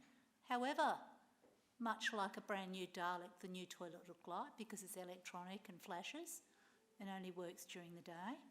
I think, you know, if I'm washing my dishes and looking out my kitchen window, I'd much rather be looking over green space than stainless steel winking at me. So I do have sympathy for the local residents. Having said that, there's a lot of people that go up that trail. So I do have sympathy for the people that drink their litre of water every hour while they're travelling that trail and on the way back are looking for somewhere to go. I don't know that this is the right place for a public toilet. And I think, having just heard Councillor Jones and heard the response about a bit further up the track, I think it might be useful to support this motion and look at a more appropriate place that isn't so much overlooked by local residents, that isn't going to steal their amenity from them. I think, yes, we should perhaps provide such a thing, but I think we need to do it well aware of what's going to do to the local people. The other thing we haven't really done, and I don't think it's been done in the paperwork either, is we haven't talked to Beaumont House about access to their facilities more often. So if their facilities are only open on the weekends, have we actually approached them and said, can you make these facilities available during the week because of this trail? And I think that we've sort of stampeded to the let's put in the flashest toilet in this place without actually exploring other avenues of where it might go and other avenues of where we might provide that service to the public. So I'm happy to support this for the moment because I don't know that we've got the right option in front of us in terms of $190,000 plonked in front of people who look at it. I don't think that's the right way to go. I think we can do some more exploration on this, get some more information about it, talk to other people about going joint with us, whether it's Beaumont House or whether it's the state government, and come to a better conclusion, which is why I will support this. Next is Councillor Hughes. Thank you. I was happy to second the motion because I agree with Councillor Hubel, and it's hard to follow Councillor Lemon, who's just said most of the things I was perhaps going to say. I think to say that we need to have a toilet at every single park within the city of Burnside is unnecessary, and it would be a significant burden on staff to maintain and facilitate. There's a local reserve near my place that doesn't have a toilet, and it's been brought up about parents with young children. I can tell you from experience, having just gone through this, when you've got young children, you want a fence and you want a toilet. So I wouldn't go to this park. I'd find another of the however many parks that we have to use those facilities. And then when the kids get older, have you been to the toilet before we leave the house? Yes, and then we go to the park that doesn't have the toilet. I think to say that we need to have a toilet in every single location where we're going to have people is unnecessary. I think the consultation results that we received were pretty much inconclusive, and from my experience, when there's a burning issue and someone's really passionate for and speaks for something within the community, you'll get more than 11 or 10 or whatever that number was. It wasn't to me convincing to invest I think it was revised to $165,000 in the report. It wasn't convincing to me at this time. Does that mean that it's something that we will never consider? No, but at this moment in time, I haven't been presented with enough information to say this is actually a really good spend of our money now. So, Councillor Davis mentioned about doing it later. I wouldn't necessarily be opposed to that, but I think this motion at this point in time reflects the results of the engagement and also the community and the notes that we've heard. I'd be more interested in trying to resolve the dog poo issue in the park, to be honest. Thank you. Councillor Henschke. I'd like to make an amendment.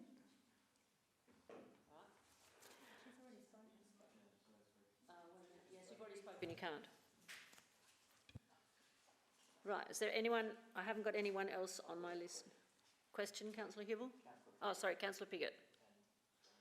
And you have a question after. And if I could have a question, but I will eventually speak to this. Can I just clarify the resident issue? Would I be right in saying that I think the deputation, maybe the person is on the same side of the road facing north, the same as the toilet well? This is my understanding, so perhaps you could correct me if I'm wrong. Like, we're talking about flashing lights across to a resident, but that's probably not an issue for that resident. And then I'm not aware there is residents across the other side of Dashwood Road, directly in front of it. So there's the deputation was 80 metres further east, I think. No, west of the toilet, but facing in the same direction. And there's no one across the road. Is that valid?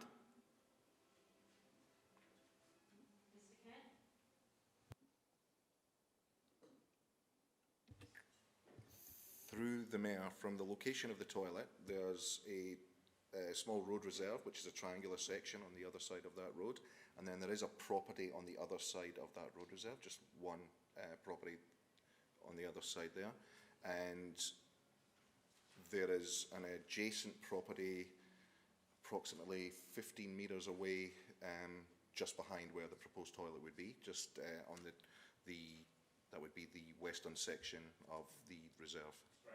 Straight west, correct.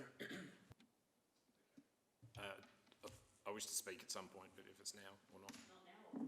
I can, if you... Councillor Hughes to ask his question, then I'll come back to you, or do you want to speak? All right, Councillor Hughes, you ask your question. Thank you, Your Worship. I was just wondering whether the administration did have analytics for the responses in terms of the 13 that were in the catchment area. Do we know, do we have metrics for what their responses were as opposed to the 9 that would not?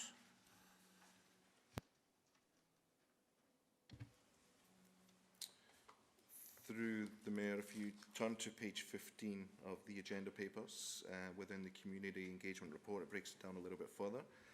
Essentially, it's pretty much the same percentage breakdown when you have a look at the catchment area. Of those who were in favour of the toilet, 6 were located within that catchment area, and 7 were located within it that did not propose the toilet. So essentially 46% and 54%. Right, Councillor Piggott. Yeah, thank you.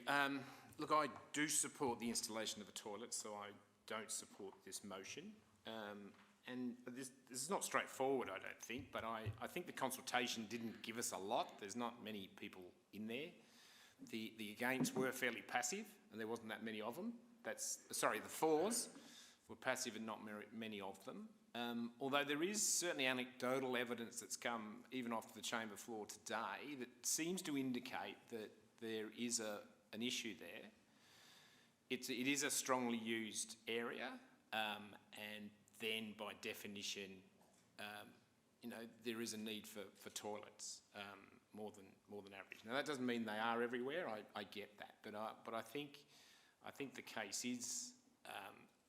is proven that this area is used enough and perhaps will be used even more. And let me tell you, the need for a toilet is not only small children. I've almost got a conflict of interest in this argument. So I do feel that it does merit a toilet. So then we get to the issues which I do have sympathy for around the neighbours. And I do think that Penfold Park has shown that you can put a toilet in that solves, that removes the antisocial, closing at night, all those sorts of things. We've come a long way there. And then as far as geographically, it's not a spot that is dramatically in the face of a lot of residents, if any. And I think it is beholden on us when we do it that we do need to landscape or whatever around that, being mindful of residents. But I think that is all possible. So I actually do support putting a toilet in there. I would support the original motion. Deferring it, it's a bit of a middle ground, and perhaps that is worthwhile. See how that goes. But I would support the original recommendation, which got on and did it now. Councillor Dawes. Yeah, thank you, Mayor. My current thought is not to support the motion, and it's mainly because of the lack of data. I know that Councillor Hughes said it reflects engagement results, but it was 12-10, and one of the 12 said, well, if you're going to have a toilet there, then put it in this area. So they really weren't against it. They were even offering an alternative location.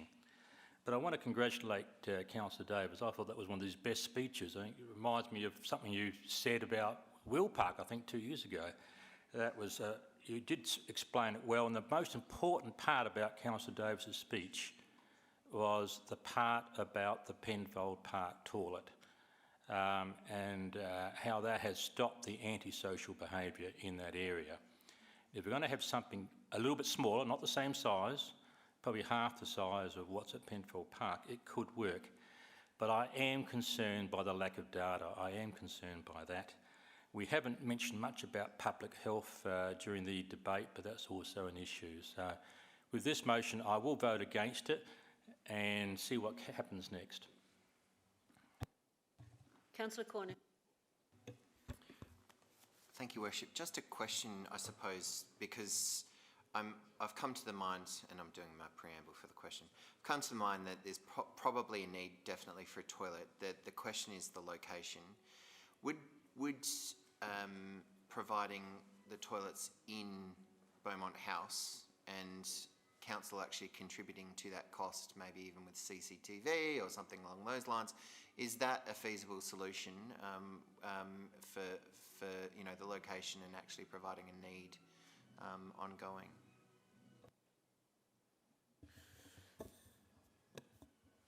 Through Madam Mayor.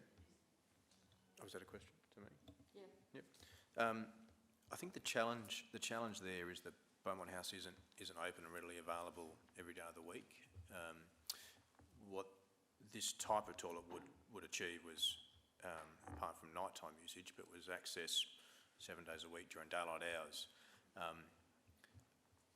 My thought is that the state would be reticent to provide access to that level into Beaumont House. That's my immediate thought with that option. Is there anyone else who wishes to speak or ask any further questions? I just want to say that Councillor Dawes has raised the issue and it needs to be considered, and that is, it is a public health issue that needs to be considered for those 7,000 people a month who use the toilet. So off you go. Those in favour? No. Oh, sorry, back to the original. Sorry, Paul. Thank you, Worship. Look, I thank everyone for their contribution to the debate. And look, it is all happening.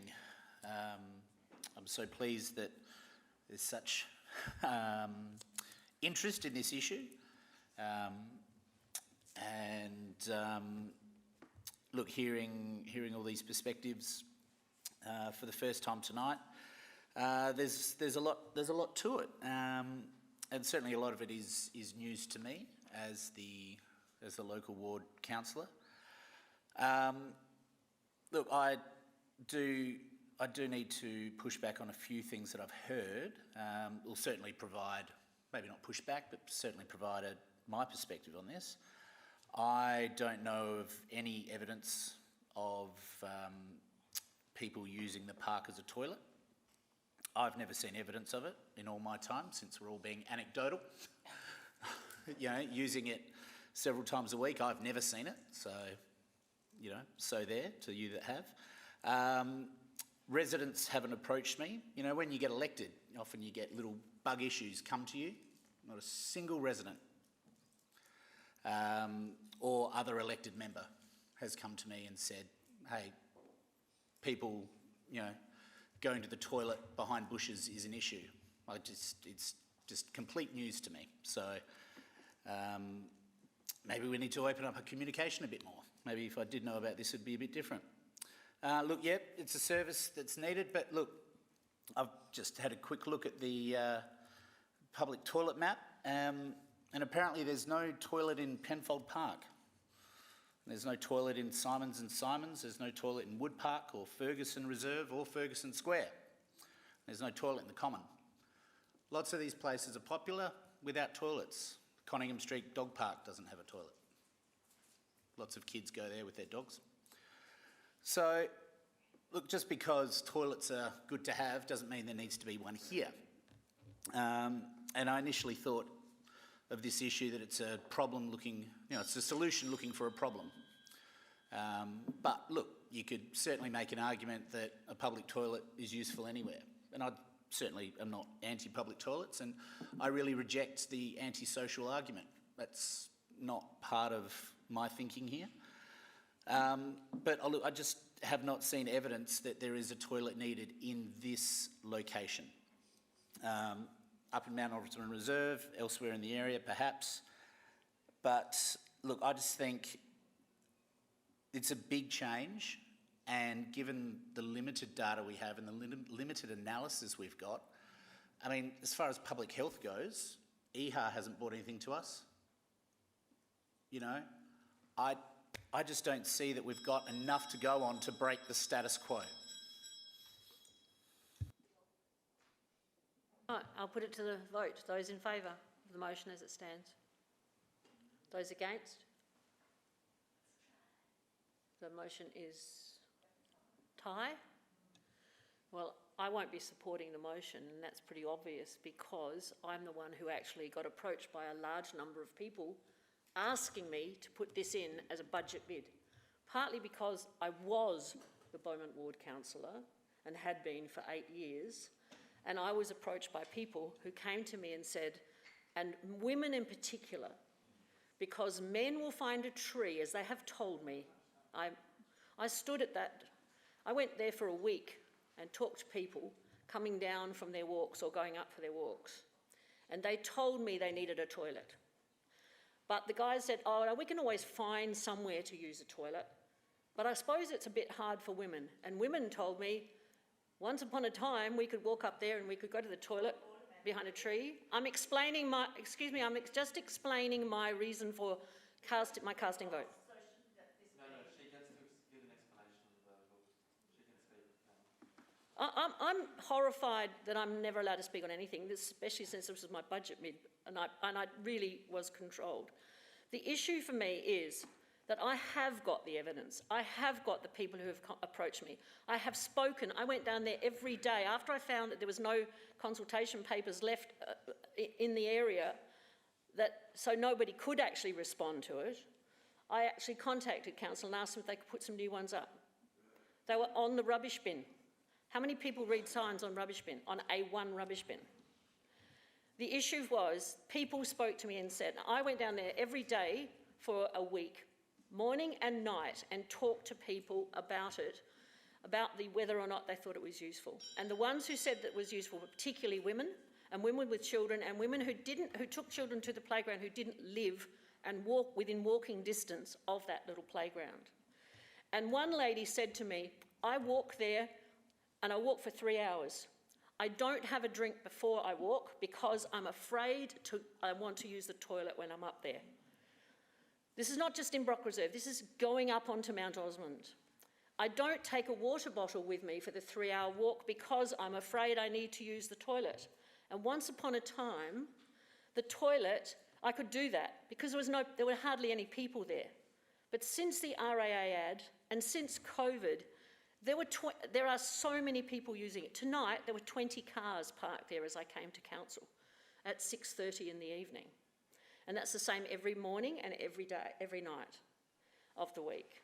So this is why I am going to vote the way that I am voting. I'm not supporting the current motion. Councillor Carbone? Thank you, Worship. Am I able to move alternate motion now? Apparently the division's about to be called. Okay. So the division's being called, so those who are in favour of the motion, please stand. Have you changed your mind, Councillor Piggott? No, that's 6. Sorry? Oh, okay. That's a 6. Sorry, 1, 2, 3, 4. Okay, 1, 2, 3, 4, 5, 6. All right, those against? Oh, sorry, I forgot to read the names. Councillor Lemon, Councillor Hughes. You've probably got them already done. You have.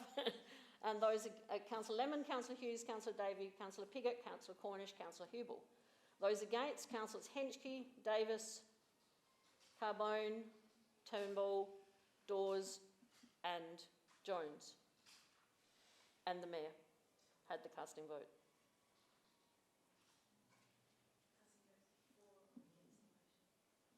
Against. You've got it in the right place. Right, thank you.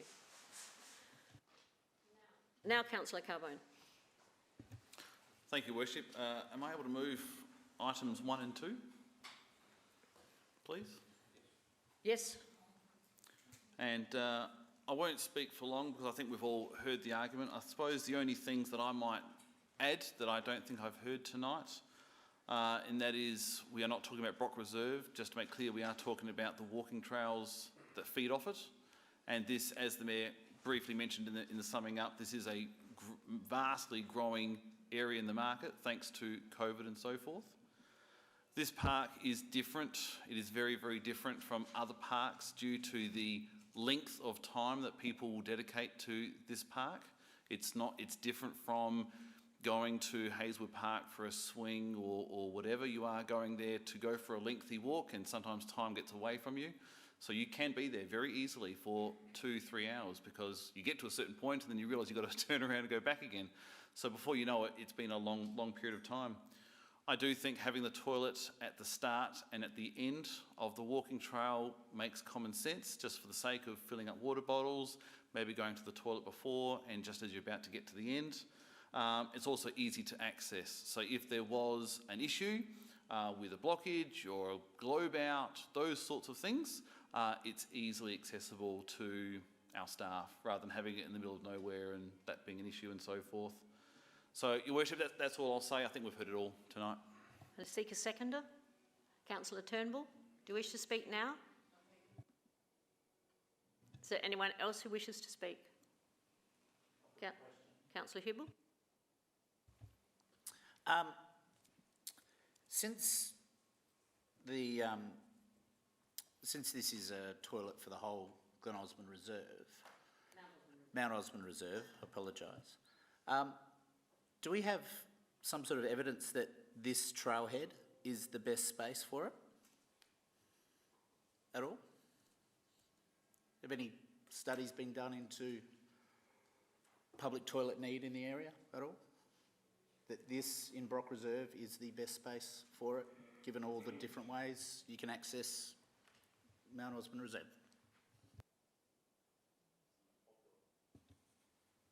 Through Madam Mayor, I don't know if Mr. Cant's got any insight. Through the Mayor, to respond directly to your question, no studies have been done.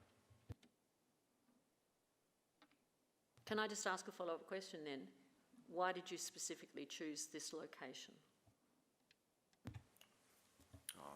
Through Madam Mayor, I can answer that question. Obviously, the budget request was put forward to put a toilet in Brock Reserve. I mean the location within... Yep, I'm getting to that. And then officers assessed where the sewer mains could be accessed easily within the site. Due to the topography, we were unable to put the toilet deeper into the reserve. It's hard to get things to flow uphill. So ultimately there was 3 locations which were within a handful of metres of the site that was ultimately proposed as a preferred location. So largely it was around the access to sewer mains. I'm looking for Councillor David. Thank you. I'll just ask a question. It follows up from my original one about the compostable toilets. Across Australia, we've got national parks where we don't have sewered toilets, and we have functioning, accessible, up-to-date, innovative, compostable toilets. I'm still bemused as to why we couldn't consider this for this park and this situation, and also whether that wouldn't be a deterrent for, if it's away from public view, from somewhere up in the park, or up near it's further up into the hills, whether it wouldn't be less of a magnet for graffitiism and vandalism or whatever it is you're concerned about. Through Madam Mayor, I wonder if Mr. Cant has got any thoughts about a compostable toilet.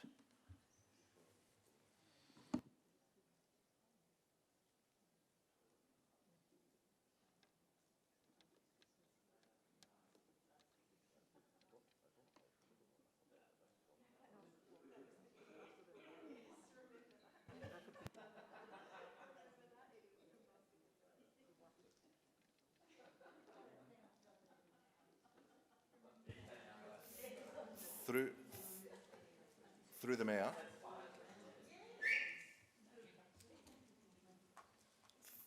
Through the Mayor. We haven't specifically investigated whether a compostable toilet at this location would be suitable or not. So some of the responses I will give you will be pretty high level, and if council wanted us to investigate the uses of this type of toilets more prevalent throughout the city, that's something that we need to go away and investigate and consider for suitability, where and when and how it works. However, it would still need to be an enclosed toilet. So putting it further up into the reserve could actually cause further issues in terms of antisocial behaviour such as graffiti, loitering, that sort of thing, if that is something that council are concerned. And also for accessibility for servicing, these toilets still need to be serviced, particularly at regular intervals. It needs to be close to the access to the reserve to enable that servicing to occur. And without knowing the specifics around it as well, I'm not sure about the manual handling and the operations side of that waste diversion as well, that we would need to look into further. Through Madam Mayor, there's one further point I just neglected to mention that informed the location. Whilst it was largely about access to the sewer main, it was also about compliance with our disability and inclusion plan, about people being able to access the toilet due to the topography issues going deeper into the reserve.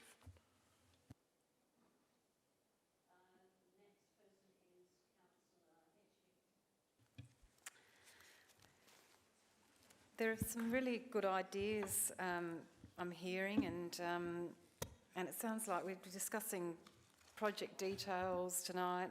To me, it feels like we need more time to develop this project, this solution.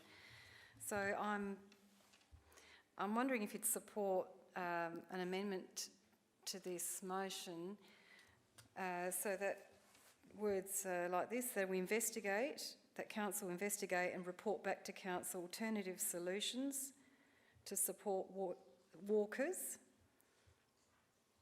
to Mount Osmond.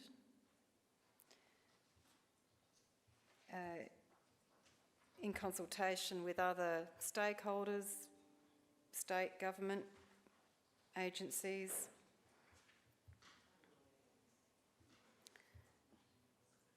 To deliver the project in the 22-23 budget, or words to that effect. If you can just help me. They're moving it to a different budget. At the moment it's in the 21-22. Oh, sorry, 21-22, sorry, that's what yep, thank you.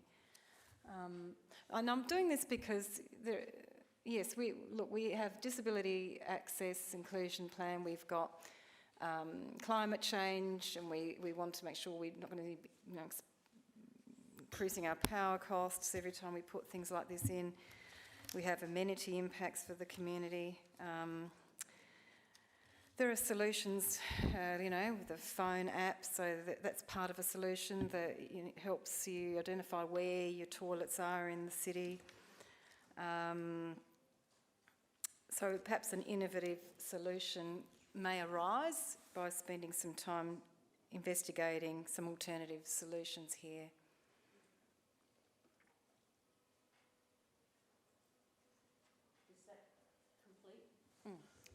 I'll just review that. I'm just, our council. So you're suggesting that we don't just build them, that we actually go and investigate more? Yes, so number 2 would be replaced. Then that's a completely different motion. It's not an amendment. Correct, government staff? Thank you. Oh.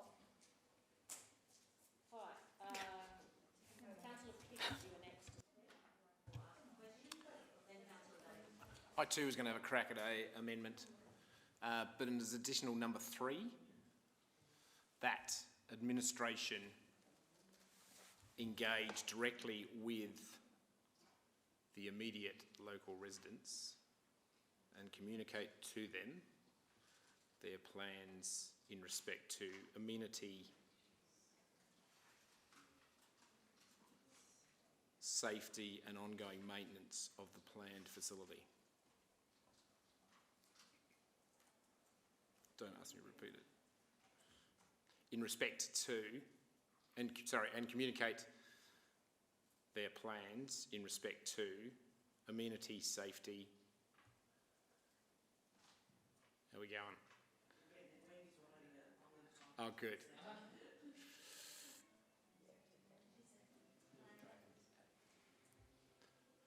What?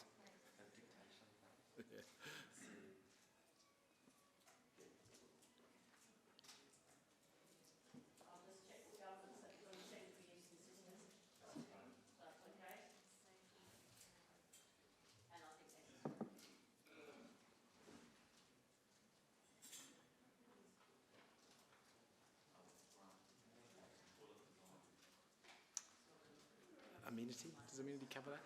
What it looks like? Yeah. That's what it's at. Yeah. Look, this is a close run thing, as demonstrated perhaps by the fact I spoke one way and voted the other. But it's been run and won or lost, whichever, and I think the fact that the vote went in favour of a toilet, I think the key plan then should be that we clearly have a job to be done in regard to the people living nearest this, in the design of it to protect their interests. The community has decided it needs a toilet there.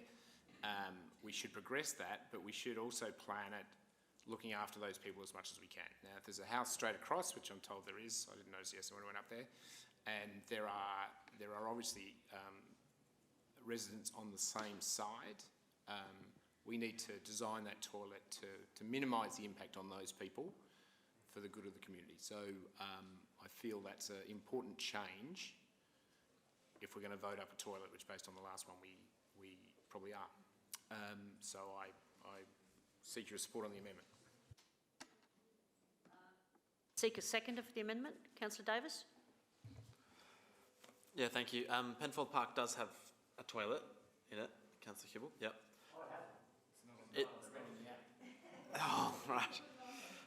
So, yeah. I think this is a good, in my view, I think the main concern, especially when you read through the feedback, is surrounding whether there will be antisocial behaviour there. And I think if the residents understand what's happened at Penfold Park and also in Campbelltown and other councils around the area in relation to these new electronic toilets, I think that will help dispel some of those concerns. I understand that there are ways that we can actually make the facility as nice as possible and try and minimise visual impact, although and I know that's something that this council does on a basis, so I think that Councillor Piggott's point 3 is well welcome, and I also thank the Mayor, I think for her. And I mean, the question is if you actually sat there and asked people who were walking up the hill whether they thought that they needed a toilet there or not, and if you actually went and did that kind of work as our Mayor has done previously, look, I think they would be quite passionate about it. And just as we've been having this debate, I received a text message which says that I can confirm that a toilet, though, is much needed in Mount Osmond Reserve. I've always had to stop at the BP to pee after walking there. Lol, exclamation mark. So there you go, there's another one to add to your community consultation.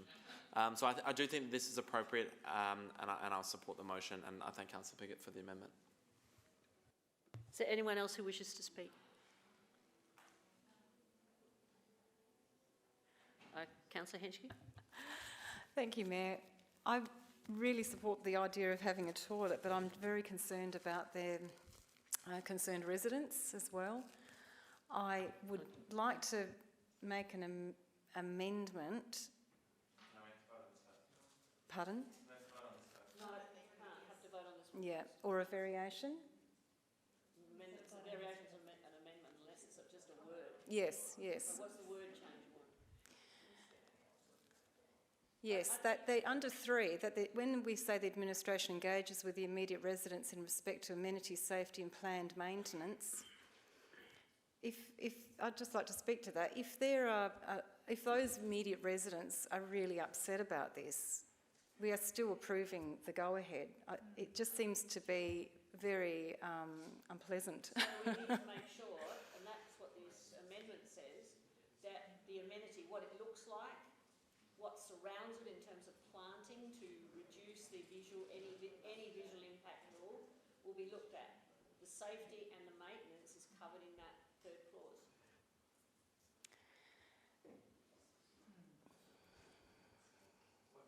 What you want to do, you have to write this down.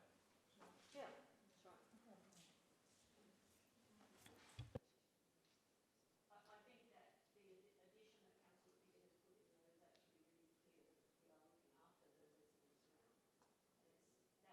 actually really clear that we are looking after the residents around. That is important, very important. But I think that was always the intent, but now we've got it in writing, and there is a direction for the administration in terms of what it's going to look like. There's some pictures of it, because we haven't even seen that ourselves. And when we got that, then it can be shown. If there's a slight adjustment as to where it will be located, if there could be, if there's a slight adjustment as to where it could be located, keeping in mind the sewerage connection and water connection, and we don't want to lose trees, but we also want to make sure we can plant some around it, so that it will also add to because the major impact is actually on Dashwood Road. Can I ask? And the nearest house on Dashwood Road is right down behind Beaumont House. Can I have a question? Got Councillor Turnbull first. Turnbull? Thank you, Mayor. I think that the administration already has engaged with the immediate residents. If you look at the map on page 14, you see that they have. So I can't understand why this is in again. Is it to emphasise it, to make sure it happens? Because that's a really good engagement process that's been done. 76 residents, right by the Brock Reserve. I think, in answer to that, I think what Councillor Piggott means is that they have conversations with those that are really, that front onto and side onto the reserve, so that those people who are going to have the most direct impact in relation to the siting, the size, the shape, the colour of that toilet is acceptable to those people, because they are the ones who are mostly direct, and I think they're the people that you're concerned about.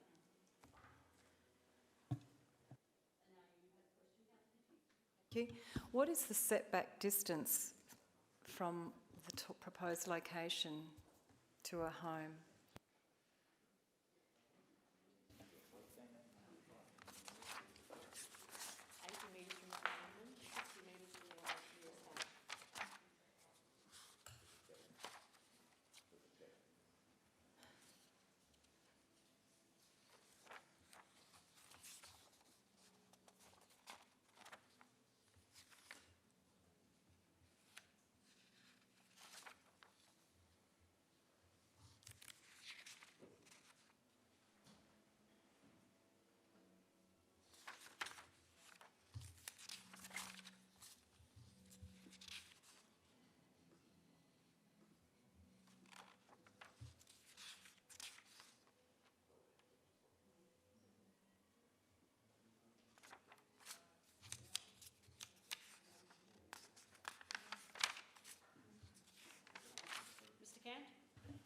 Through the Mayor, the closest property is approximately 40 metres away from the proposed site.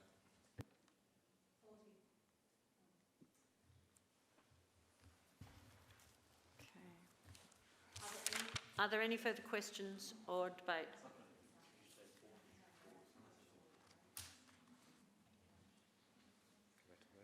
No? All right, then I shall go back to Councillor Carbone. Sorry, the amendment first. Councillor Piggott. He doesn't get a second. Sorry, I've just got lost a bit. There's no he doesn't get a second chance on the amendment, so I have to put it to the vote. Correct? Put the amendment to the vote. Yes. All right. So those in favour of the amendment, please raise your hands. Those against? So the amendment is carried. And the amendment now becomes the motion. Yep. Go first, boy. And do we have someone first, second? Someone speak to that now? Sorry. Someone speak to that now? I've forgotten. We haven't had a long one like this before. Yes. Just check, please.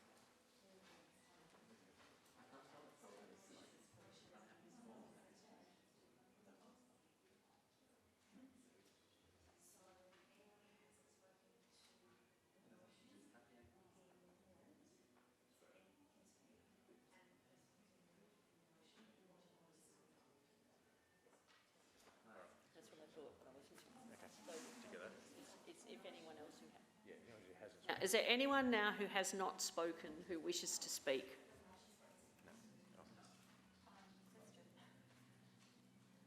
Questions allowed at this point?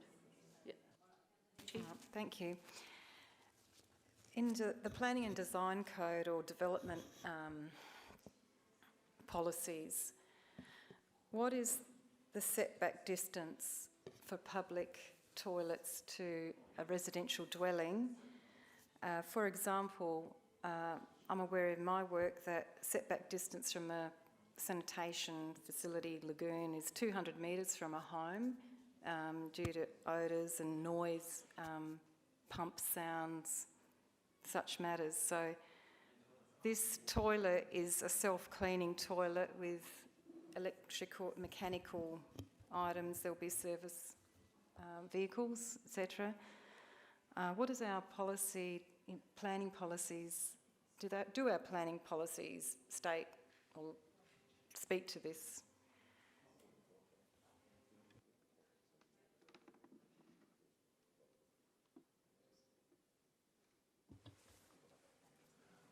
Through the Mayor, I'm afraid I have to take that question on notice. I don't have that available to me right now.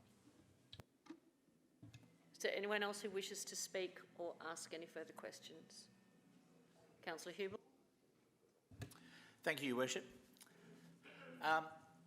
Look, I'm not in support of this. This doesn't feel right. I've noted a lot of people have cited the close results as a reason to not, follow the results.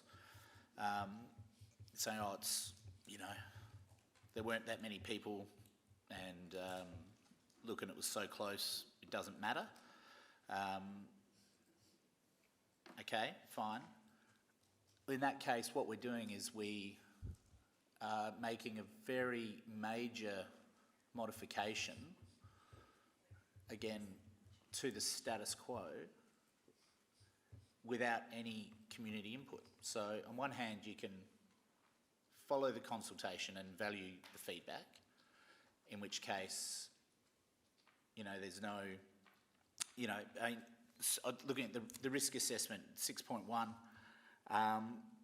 the results of community engagement processes are a vital part, but they don't determine the outcome. And there would need to be a good rationale provided by council as to why it is electing to go against the majority of feedback received from the local community in this instance.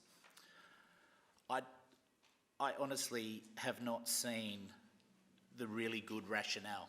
I've heard a lot of anecdotal information tonight.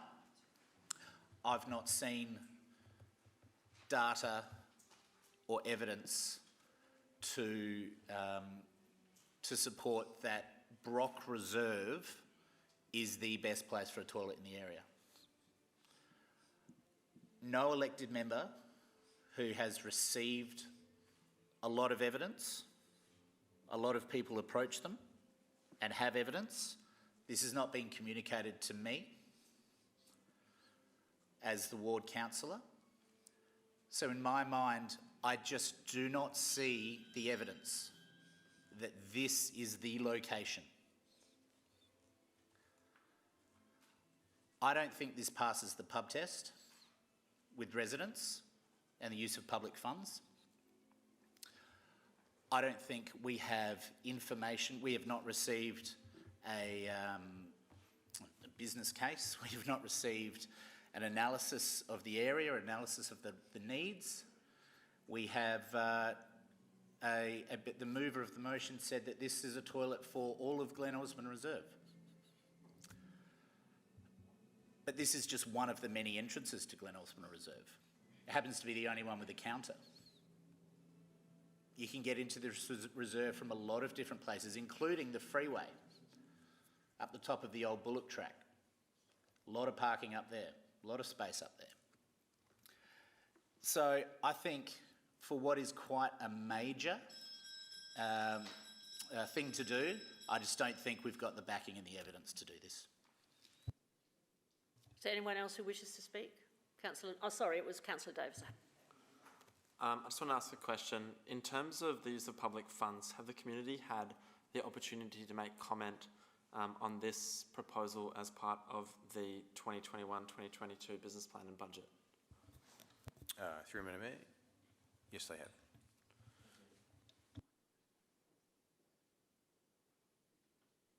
Is there anyone else who wishes to speak? Councillor Jones. I do think this is finely balanced. I agree with Councillor Hughes. I do think that we need a toilet for everyone in Burnside, and in fact everyone in Greater Adelaide who uses this reserve. And it's got to go somewhere, and I am reluctantly convinced that this is the best place to put it. And I have walked the site with the council staff and the Mayor and Councillor Hughes, and I do think it is relatively unobtrusive. It's mostly going to be visible to people driving up the road, Glenburn Road, Dashwood Road, rather than the houses. I do think Councillor Piggott's amendment is a very good one, and I think with planting some trees and bushes, we could make it so you can't actually see it from people's houses. I agree with Councillor Hughes. I don't believe that antisocial behaviour is going to be an issue. We have 20 reserves with toilets, 19 reserves with 20 public toilets in the city of Burnside, and the only place that I'm aware of particular problems was Penfold Park, and that has been solved.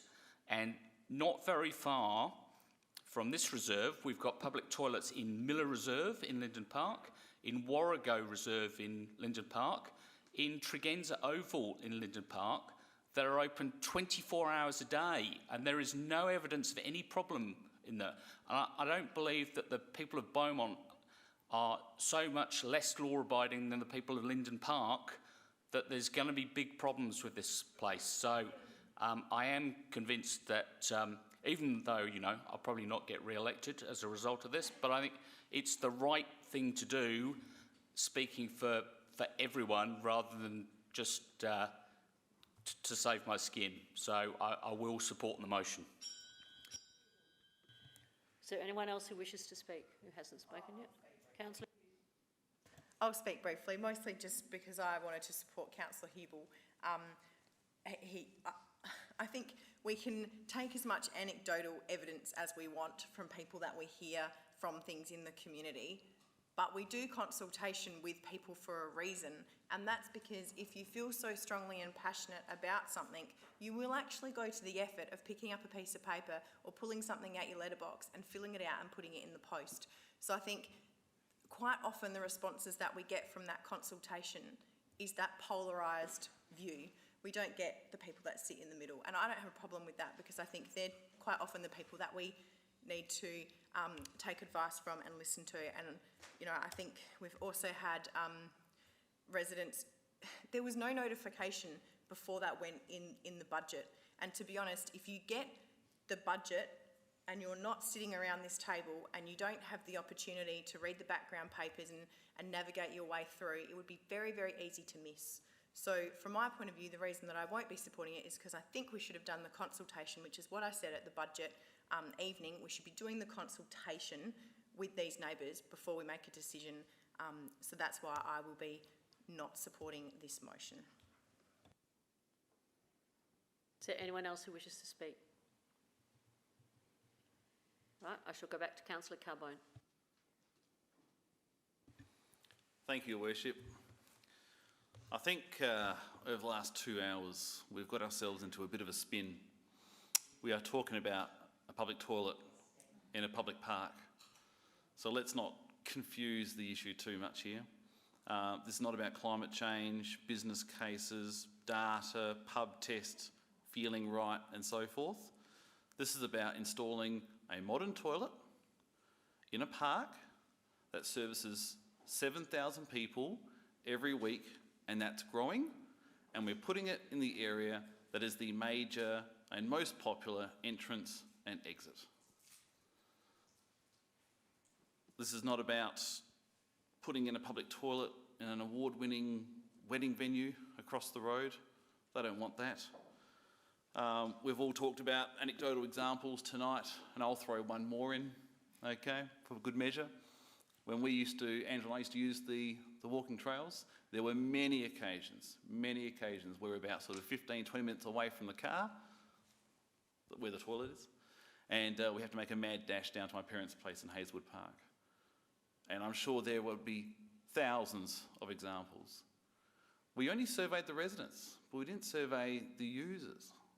7,000 people, and you're trying to tell me that none of them want a toilet. So let's just get ourselves out of this spin, because we're going out of control here. Let's install a public toilet, a new toilet, a modern toilet in a public park that belongs to everyone. Right, those in favour?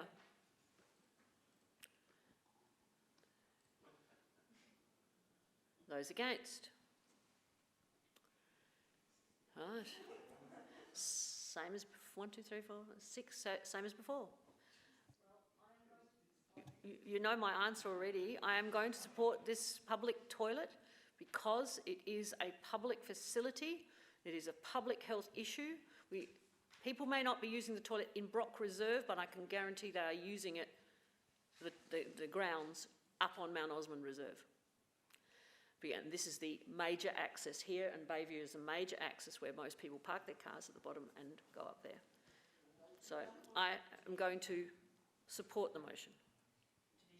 Yes, of course. All those are in favour, please stand.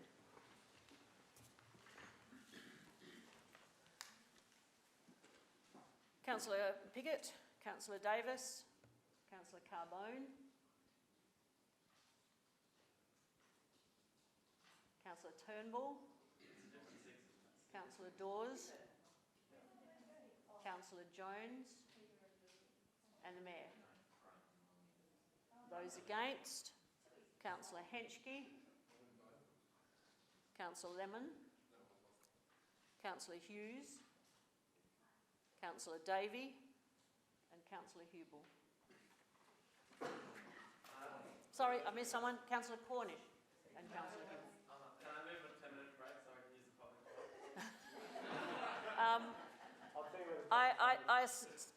Have you got all that down? Okay, so I think that's probably a good idea to have a break now. Thank you.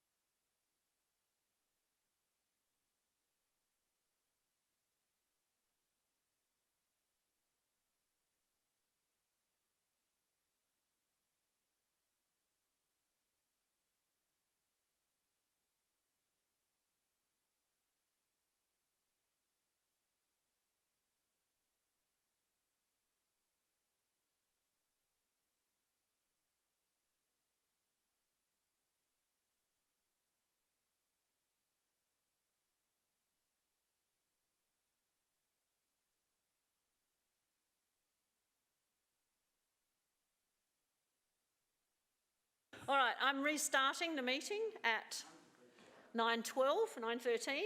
We have 7 people, we have a quorum, and when Henry sits down, we have one more.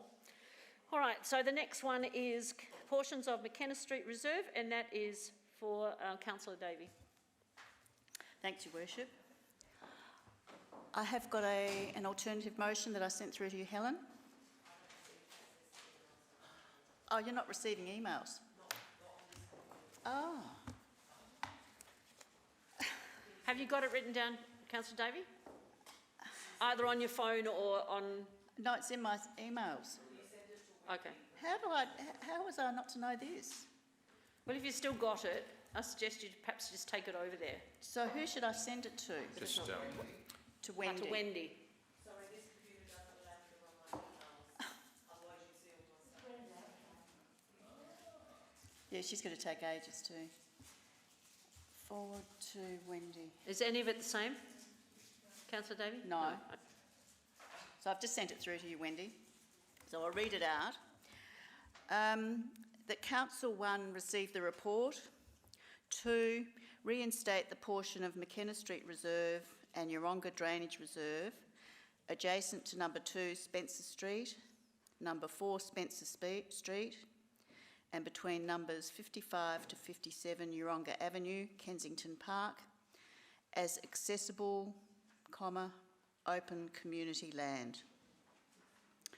3, proceed with a process using its powers under the Local Government Act 1999 to remove all existing encroachments, retaining Indigenous trees where possible, and open the link to McKenna Reserve from Yeronga Avenue for the benefit of the community and council maintenance. And 4, ensure protection of the significant and valuable river red gum, Eucalyptus camaldulensis at 57 Yeronga Avenue, Kensington Park.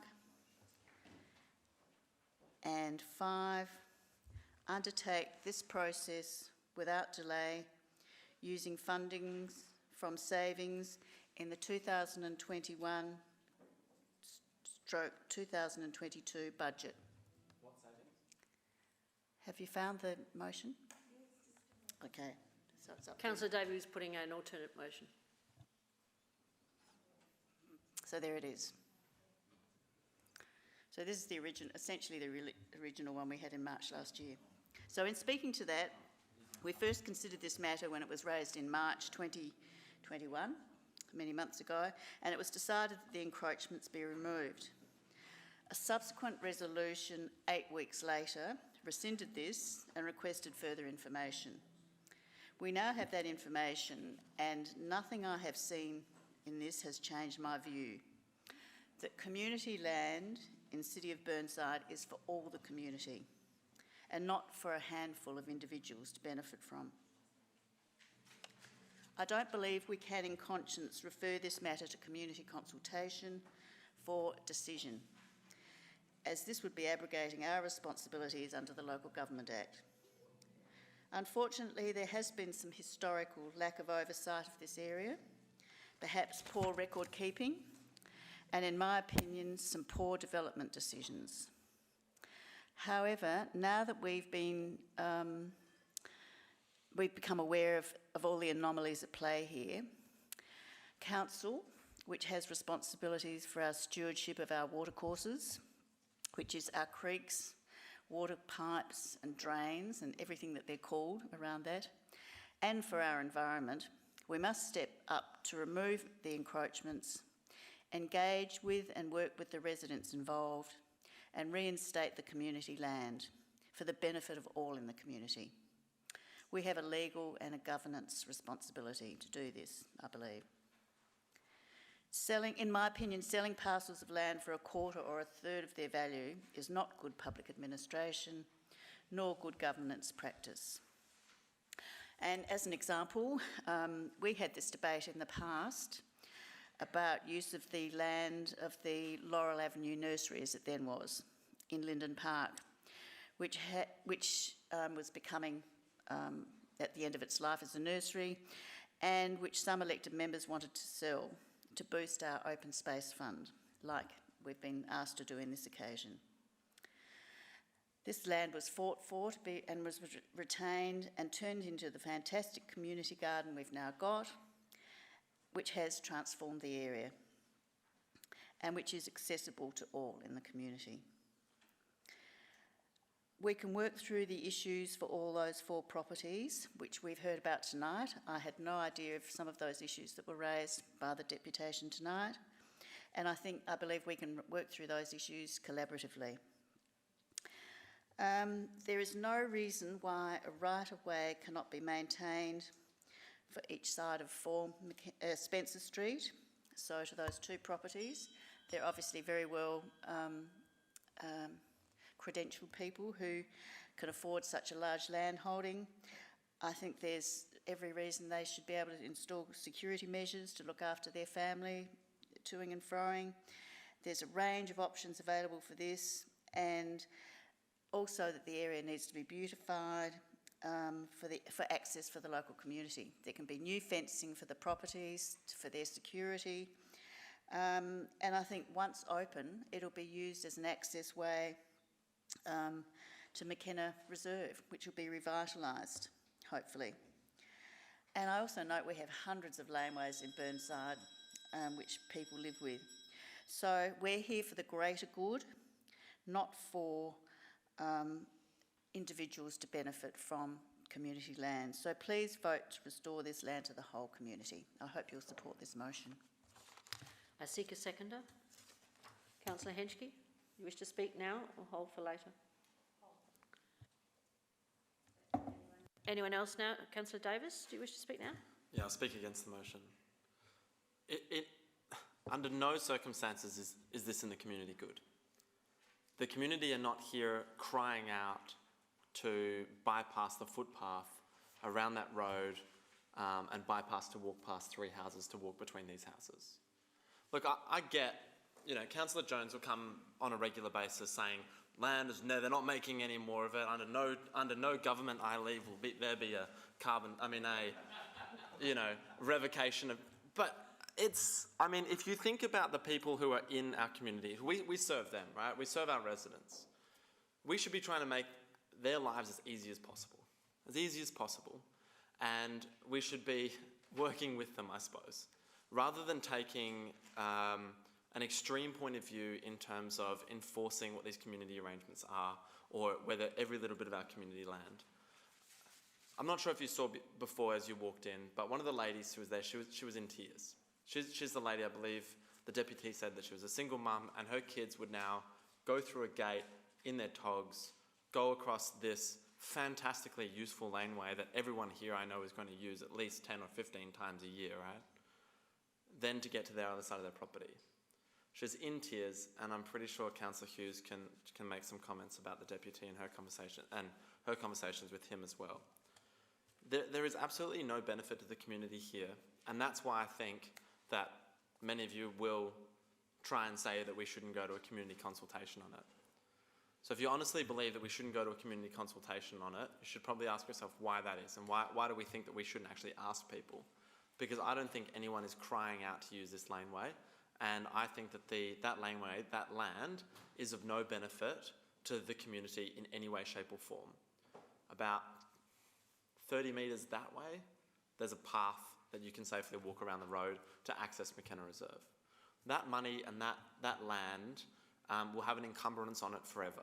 All right? It's always going to have that pipe there. You can never build on it, and you can't mess with it, and council will always have access to it, whether it's a laneway or not. I think it's time to take, I think, a common sense approach to this, and I've always been against this, but I think we should at least go to community consultation as per the original officer's recommendation.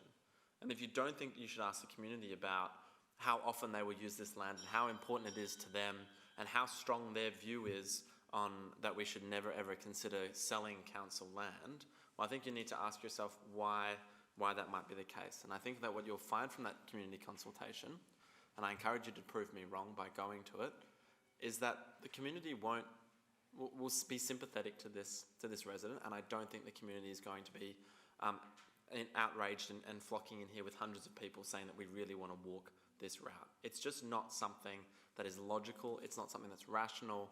We're absolutely disrupting people's lives. I think the far simpler thing to do would be to sell the land to the people who've been using it for this period of time. And that's why I oppose the motion. I encourage you to as well.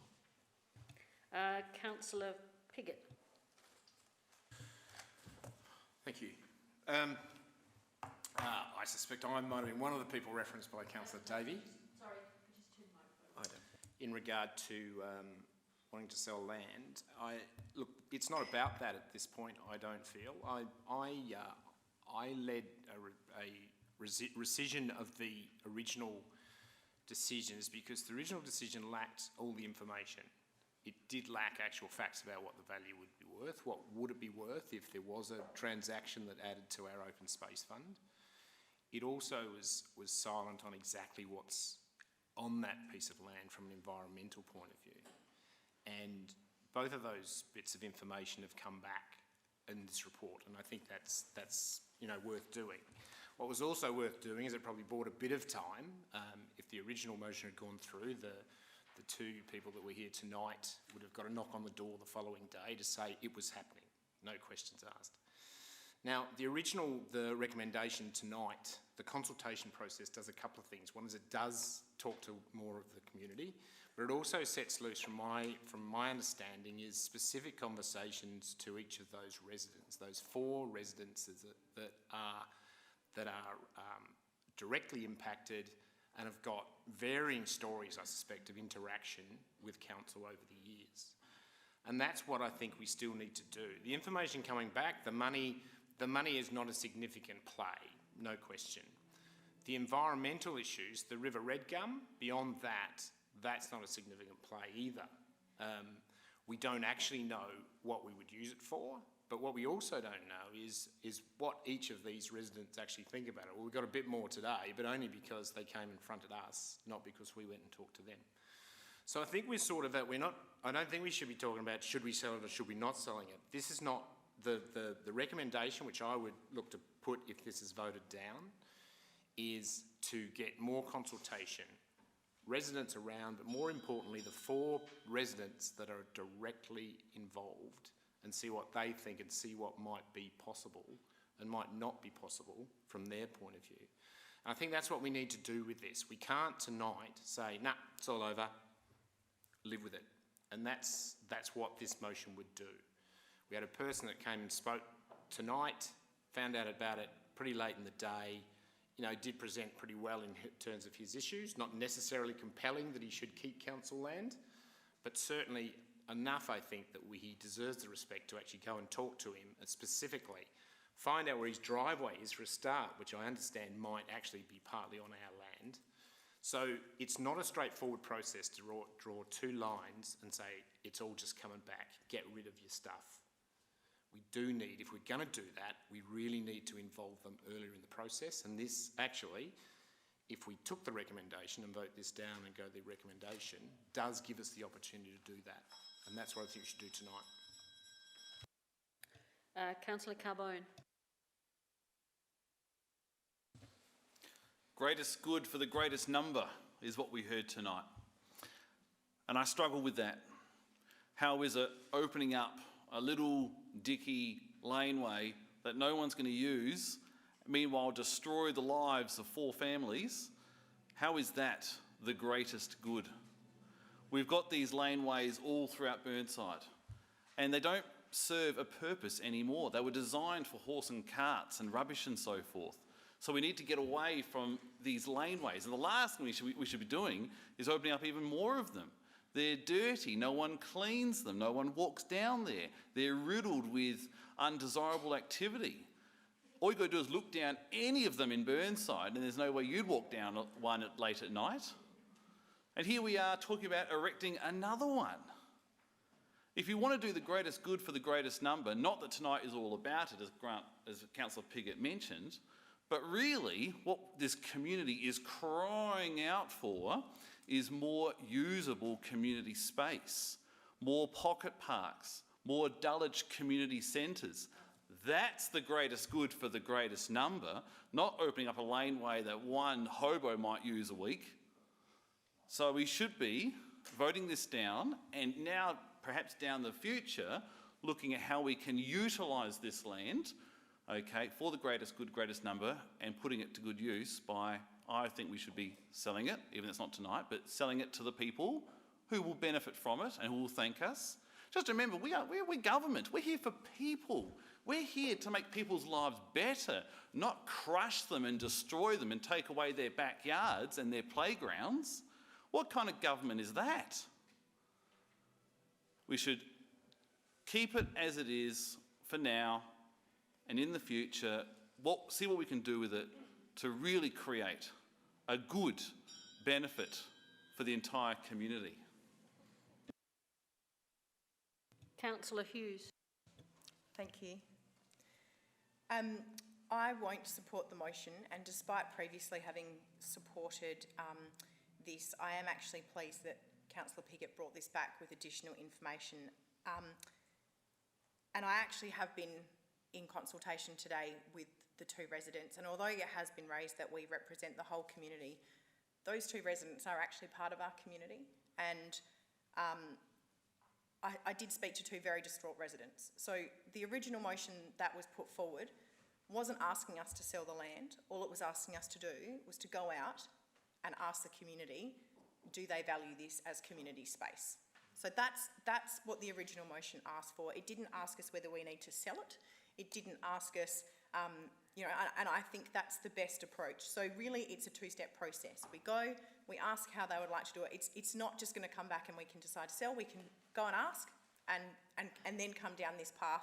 But I think having spoken to these two clearly distraught residents today who have not had a great opportunity to be consulted, and having spoken again with staff today, by us approving the officer's recommendation, it opens a window for staff to then go and consult and have conversations with these residents as well as the wider community that we serve. So it's actually asking them as well as the broader community, because we actually represent all of them.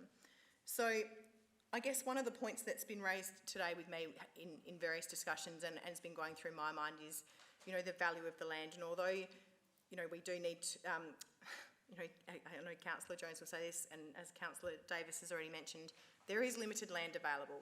But if you go and look at that McKenna Reserve, there's a lot more that could be done in that space to activate this area.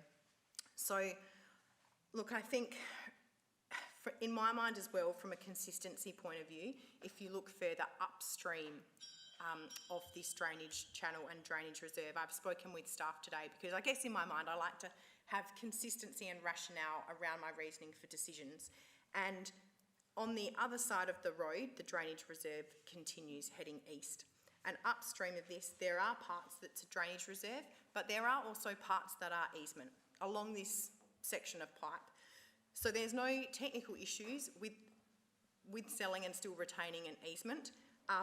And there's, I guess, there's no issues in terms of consistency in converting this, because it's actually already been done upstream as part of this drainage reserve in other components of land. So I think the approach should be, we should go out and ask the community, the whole community that we serve, and actually see whether they put any value on this land, because we may well get back people saying, actually, you know what, we would rather you get some funds and create a more activated space in McKenna Reserve that the whole community can use, and people can engage with each other there. So I won't be supporting this motion, although I appreciate the sentiment. I think we should go and seek what the community wish to do with the space. Councillor Turnbull. Oh, pardon me, but I've just got a simple question. Could I have some clarification as to what's meant by a right-of-way? What rights does that property owner have of that right-of-way? Can they pave it, fence it, gate it? Through Madam Mayor. Mr. Cant?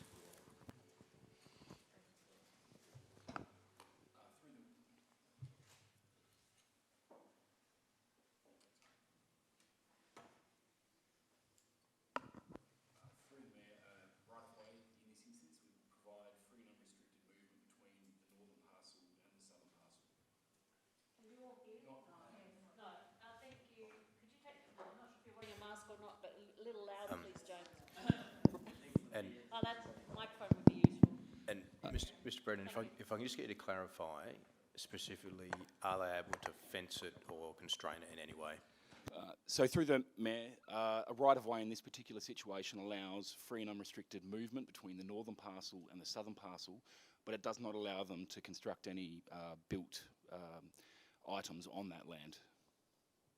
So in other words, it's not really not much really. They can just walk across, even if it's council, it's just council land. And It's a legal right to move between both parcels, okay, yes. Councillor Dawes. Yeah, a question of administration. Mr Miles from 57 Yeronga Avenue gave a deputation earlier tonight, and I noticed that in paragraph 62 on page 35 that he hadn't yet offered to purchase the relevant community land. And when the question was asked by Councillor Pickett, he gave the impression that, look, he preferred to lease it, I think, at one stage in his presentation, but he's also prepared to talk about it, which is what Councillor Hughes is talking about. I just wanted to know whether the administration, since this was written, I'm guessing it's written some time ago, has been talking to 57 Yeronga, or was that the first time what he said that they'd heard, that he was prepared to talk about buying the community land? Through Madam Mayor, Mr. Cannell, correct me if I get this wrong. My understanding is that he has indicated at this stage that he's not willing to buy it, but the other two owners did indicate they were willing to purchase. Is that correct, Mr. Kent? Yes, through the CEO, that is correct. Yeah, we referred to that back in March in the original report. And at that point, 55 and 57 did not express an interest in acquiring a portion and would prefer to leave the encroaching fences as is, which is essentially the status quo. The new information tonight would suggest that he's willing to have a further conversation with us. Councillor Davey, you've got a question? I have a question. Yes, I was shocked at the deputation tonight because I had no idea that there was that level of concern. My understanding was that we moved an original motion in March, and there were then, so between the 9th of March and the 11th of May, that was 8 weeks, what actions were taken to implement the resolution of the 9th of March? Because that actually talked about advising the applicants and talking to the community and engaging with them. Was that done at the time? And because there were 8 weeks between the two motions, and what discussions and engagement has been held since with these residents? Because I had no idea that they didn't know what was going on. Through Madam Mayor, Mr. Kent. Through the Mayor, while the resident suggested that there hasn't been a lot of communication between the administration and the resident, and I'm sure he would have preferred more at that stage. There certainly has been, all the way back earlier in 2021, right up to the present time. It's fair to say that back in March, the situation when it was known to us was made very clear to all the residents at that property. We have had, following the March resolution of Council, we responded directly with those properties who contacted us in the initial stage, and prior to us then taking that resolution any further, we were advised that a rescission motion was going to be placed. As has always been the case, as soon as we're advised that a rescission motion is going to be placed, we cease work on that resolution until that matter can be discussed by Council again. Following the rescission motion being placed and then a subsequent resolution being made by Council in May, there were additional conversations with all properties, including detailing the surveys, the potential use of the land and getting access to the land as well. What we've not been able to do is enter into specific contractual opportunities because the process under the Act does not allow us to do that. So we will require to go to this consultation phase and to then bring that back to Council to enable us to have those appropriate discussions. But I can assure you that those conversations have been taking place up until now. Subsequent question, go ahead. Thank you. Were they, and I got an evasive answer, or not a straightforward answer tonight, what astounds me is that those residents didn't know, and they're all newly acquired properties in the last 15, 17 years, that they didn't check their titles on their properties and didn't know what they were entitled to on their property. I don't know if Mr. Cant's got any insights. Through Madam Mayor. It's hard for me, through the Mayor, apologies, it's hard to respond directly what each resident did and did not know and were aware of. As the Deputy tonight mentioned, they were always aware that the right of access was council property. Whether they knew the extent of the encroachments on each of the parcels of land, I wouldn't be able to suggest, but we have that information in front of us now, and that's what we're dealing with. Councillor Jones. Thank you. Yeah, look, this was a follow-up to Councillor Davies' question. My clear recollection is that number 2 approached us to buy the land because they wanted to subdivide. Is that correct or not? Yes, that's correct.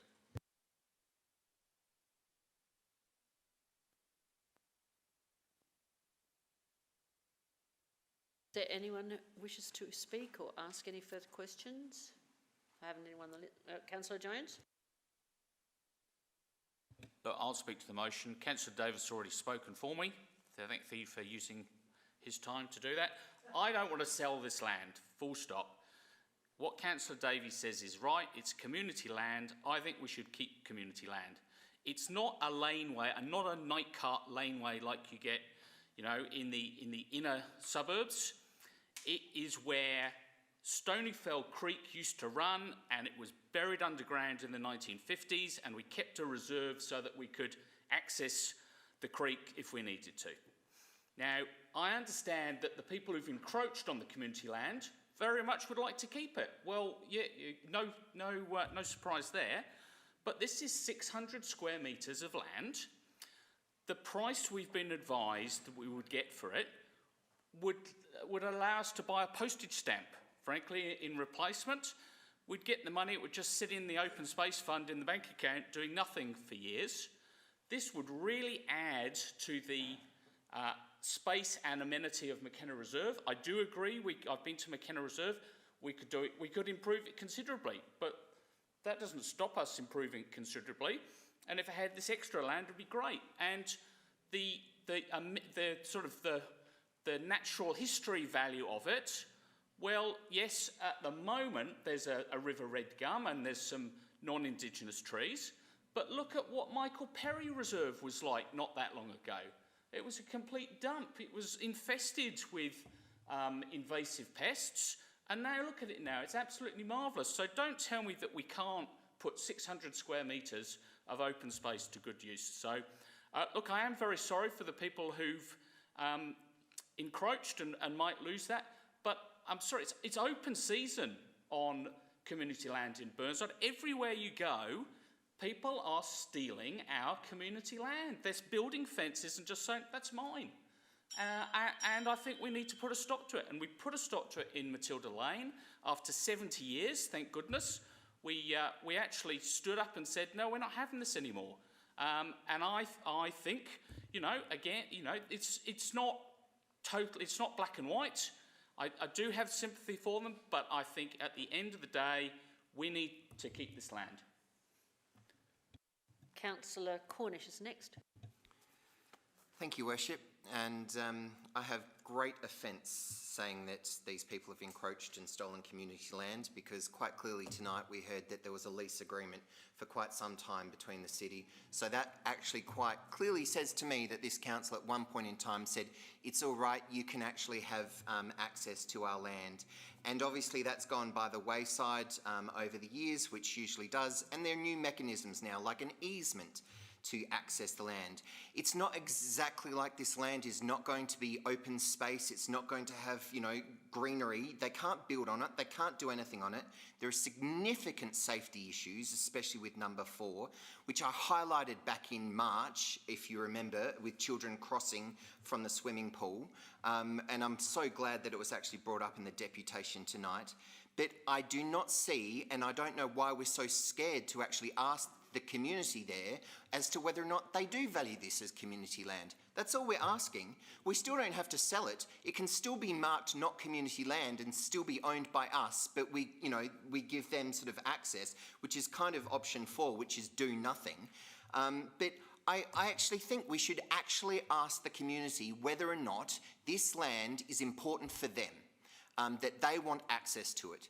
Because I've got to say, there's lots and lots of bits of parcels that do have these sort of easements and pipes and stuff all over the place, and I don't see the value of keeping this one, and I want to know what the local community over there, if they value it too. So let's put the question to them. Let's see if they value this as community land, and let's be with that. Councillor Hughes. I was just going to ask a question of the administration, and it's just to clarify something Councillor Jones has mentioned. He mentioned about the value of Michael Perry Reserve. I'm just wondering how many square metres Michael Perry Reserve is and whether it's a fair comparison.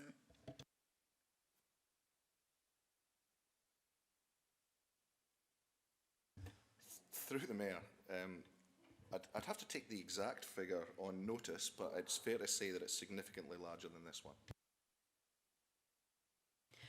Can I just, I haven't anyone waiting at the moment, can I just ask a question of Mr Cooper in relation to these processes that have to be undertaken? We've just heard Councillor Cornish explain, talk about it going out to consultation to the community about whether or not they value the land sufficiently to either keep it or sell it. Would you mind just going through the processes so that it's all clear in everyone's minds as to what are the steps that are required? Or Mr Kent, sorry, Mr Kent.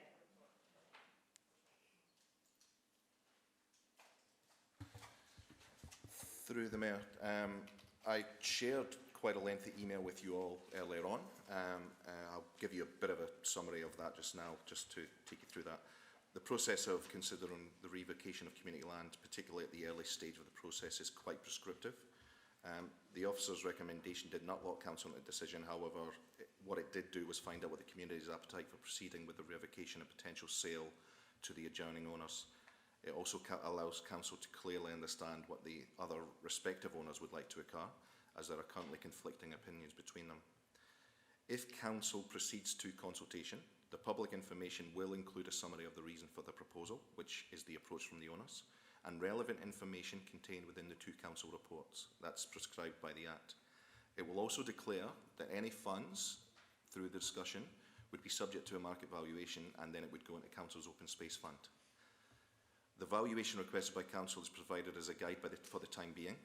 However, any sale price will only be negotiated following ministerial approval to revoke the community land status. That's an important, that's the important critical step that I was... So we'd only do that after that, and council would have at least 2 further opportunities to make a decision on whether it would like to proceed. The first being when the consultation results are presented back, the next being following the minister's decision, and then following that can even withdraw from the negotiations if council does not believe it will achieve a fair price for the subject land. And as we stated earlier on, it's inappropriate to enter the specific contract discussions with the purchasers, such as sale price, until the Minister has granted approval for revocation of the status, and that was advised by the Office of the Local Government. And that can only happen after the community consultation, the first consultation. Thank you. I just wanted to make sure that it was clear that no one has any further questions in relation to that process. I'm looking to see if there's anyone else who wishes to... Councillor Davis?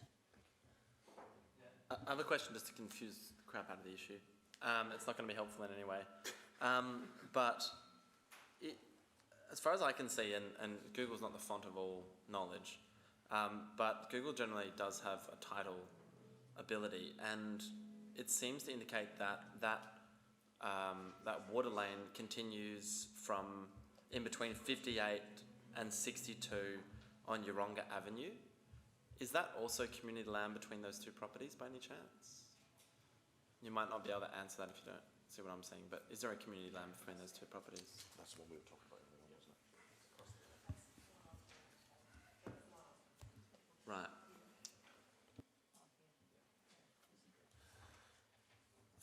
Through the Mayor, when the initial encroachment was identified at number 2. We were then able to identify as part of that process that we did have subsequent encroachments from the remaining properties on that parcel of land. We haven't taken that survey or research further at this stage. However, there is a drainage easement on the other side of the road, and then further up, as Councillor Hughes said as well, there is an easement towards the next section as well. So, long story short, we do not know specifically whether or not there's an encroachment on that second parcel of land that you're referring to.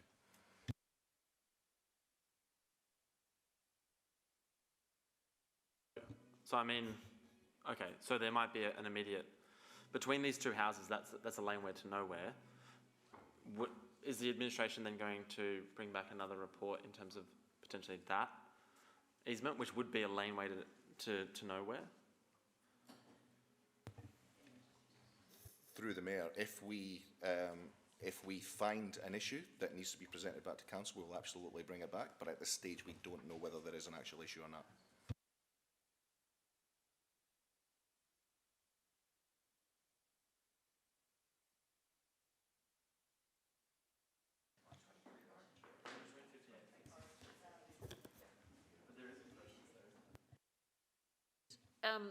If you've got some information that is worthy sharing, I would be in the hands of the group to, I mean, you are an engineer, so... No, it was just confirming the figure that Councillor Davis had opened, which is what Mr. Okay.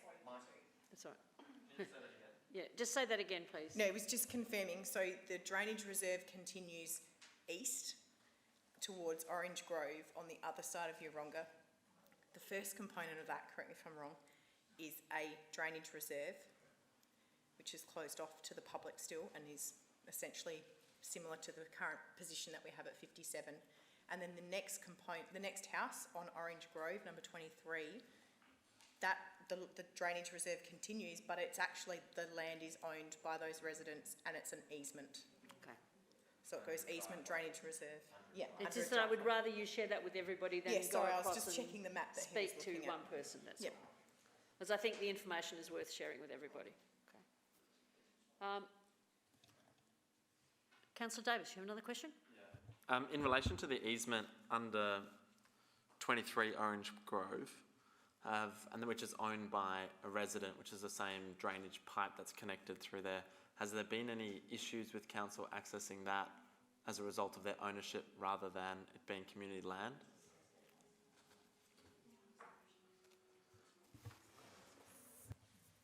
Sorry, through the Mayor, it's under a shared driveway, so there is no issues with us accessing that if required. Are there any other further questions or debate? Now, Councillor Henchy, you haven't spoken and you seconded the motion. So I think it's now time. Thank you, Mayor. This is a stormwater drainage reserve on community land. Stormwater drainage is extremely important for decades to come, with climate change, flooding, peak floods. We can't predict the future. We need to maintain a drainage reserve. This closed pipe system may need to become an open channel for extra capacity. When we have greater infill development, all these blocks of land, the one house turning to 3 houses, we'll end up with more rainfall and runoff. It is imperative that we invest in such stormwater infrastructure. It's there for a reason. The community access to this land at present, it's not utilised perhaps as fully, but developments, ideas like pocket parks or laneway gardens, these sort of innovative ideas happen interstate. The Yarra City Council, for example, promotes residents to apply for a permit for a laneway garden, for example. So lots of ideas out there for willing community members to make connections in such bits of land. and the gum tree would certainly benefit from lots of understory planting so little birds can help out the big tree. So I hope you support the motion. Thank you. Councillor Hughes, you have another question. I was just going to ask the administration to clarify from Councillor Henschke has mentioned about with climate change the need to potentially open this as an open channel. I'm just wondering whether as part of our flood mapping and climate study work that I'm not sure whether we've done, whether that would need to be considered or not. Through Madam Mayor, I can say at this stage, we've got no intention of reopening pipes. Right, is there anyone else who wishes to speak? Right, then I shall go back to Councillor Davey. Thank you, Your Worship. Well, we've heard a lot of information tonight, some of it emotional, some of it factual. The fact remains that we've become aware of encroachment by 4 properties on community land. It's actually over a watercourse, which we've heard tonight may possibly flood, which I wasn't aware of, but hopefully it won't. As we've heard, there's no intention to open it up, so I'm pleased with that. But that does not mean we can't utilise the area much better, plant it up, improve our biodiversity for the area. We have residents who, the 4 households who are part of the encroachments and will be impacted by this change. Unfortunately, and I do feel for them, but unfortunately I don't believe we've sufficiently engaged and informed them about this whole situation along this journey, and I think we could do a lot better in that regard. Any lease agreement is very vague and hasn't been clearly defined and clarified tonight. And I firmly believe that the City of Burnside is liable to suffer reputational damage from a proposal to sell community land. We know our community do not support this because they're unfair, and this sale will be unfair. Opening up the area and removing the encroachments will enable better utilisation of and access to McKenna Reserve for all of those who walk, ride and access this area. This is actually a watercourse of 600 square metres of very valuable land, community land, and I just think the whole area would benefit from improving this, negotiating this with our staff and all their abilities to sort out the encroachments, maintain secure right-of-way, which is entirely able to be done today with security cameras and all sorts of security devices. Sure, it will take some investment, but that's a big land holding that they've got there. So we do not need to go to the community to determine this. We have the ability, and I think we need to ensure the safety of the River Red Gum. That's crucial, which has been built over, and I don't know what its tree root system is, how healthy that is. But I think we've got the capacity to make the decision. I hope you'll support this and that we do not need to go out to community consultation. We can revitalise the area and improve it for everybody in the area and the community. So hopefully you'll support this motion. I put it to the vote. Those in favour of this motion? Those against? The motion is lost. Division's been called, so those in favour please stand. Councillors Henschke, Davey, Turnbull and Jones. Yes, against Councillors Henschke, Hughes, Piggott. Sorry, what did I say? Sorry, I apologise. Councillor Lemon, Councillor Hughes, Councillor Piggott, Councillor Davis, Councillor Cornish, Carbone, Dawes and Hubel. And the motion was lost. So now we start again. Councillor Davis. I'd like to move the Ellison recommendation. Thank you. Do you wish to speak on it? Yes. Okay. And Councillor Cornish, you're ready to second, are you? Look, in my view, we shouldn't be afraid of community consultation. I know that there are some strongly held views, and I think that they are about land acquisition, and quite frankly, I think that times they are potentially irrational. We should be listening to our community about the importance of our community space. We have a lot of community space. We have resources, we have a depot, and we have staff. We have 163 staff, I believe, and we have a CEO who we pay a good chunk of money as well as the rest of our staff. How do you want to deploy those assets? How do you want to deploy the assets of the City of Burnside Council, and what is going to give the best bang for buck for our residents? We don't need to hold on to every single piece of land because we do have the ability to buy more. If there is land that you think that we should acquire, and I think we went and did an open space study, and places like Linden Park have very little open space. We should be looking at acquiring more community space. And then this is a way that we can actually create more funds. And you don't have to do it as a trading either. You don't have to do it as a quid quo pro where you sell some and buy some.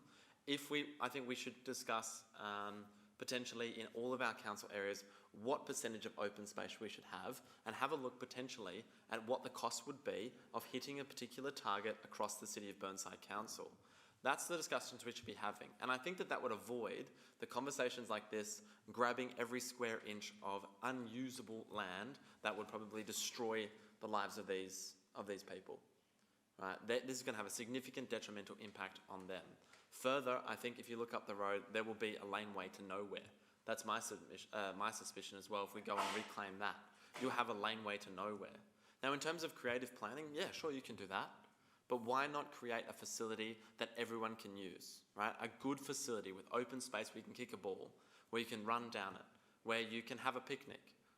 A laneway, which will flood, and as the residents said, will become a thoroughfare for people, that are somewhat undesirable, is not the type of community land that we should be holding on to.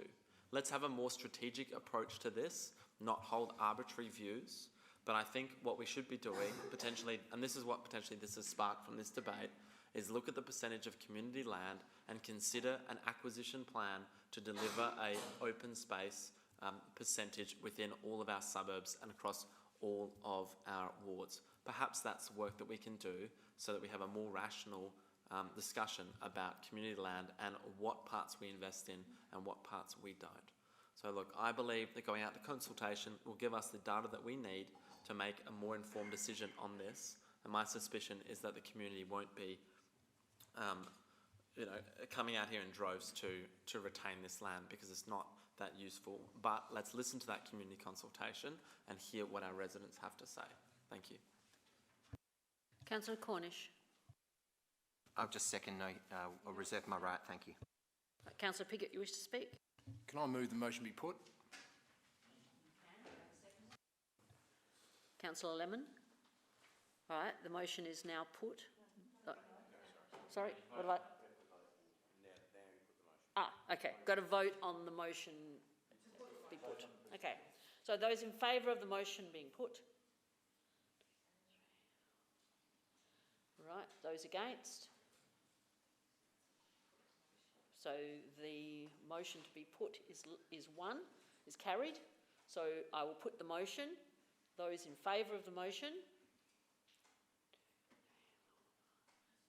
Those against? The motion is carried. Division's been called, so all those who voted for, please stand. Councillor Lemon, you okay? Yeah. All right. Councillors Lemon, Hughes, Piggott, Davis, Cornish, Carbone, Dawes and Hubel. Those against, Henschke, Davey, Turnbull and Jones. Thank you.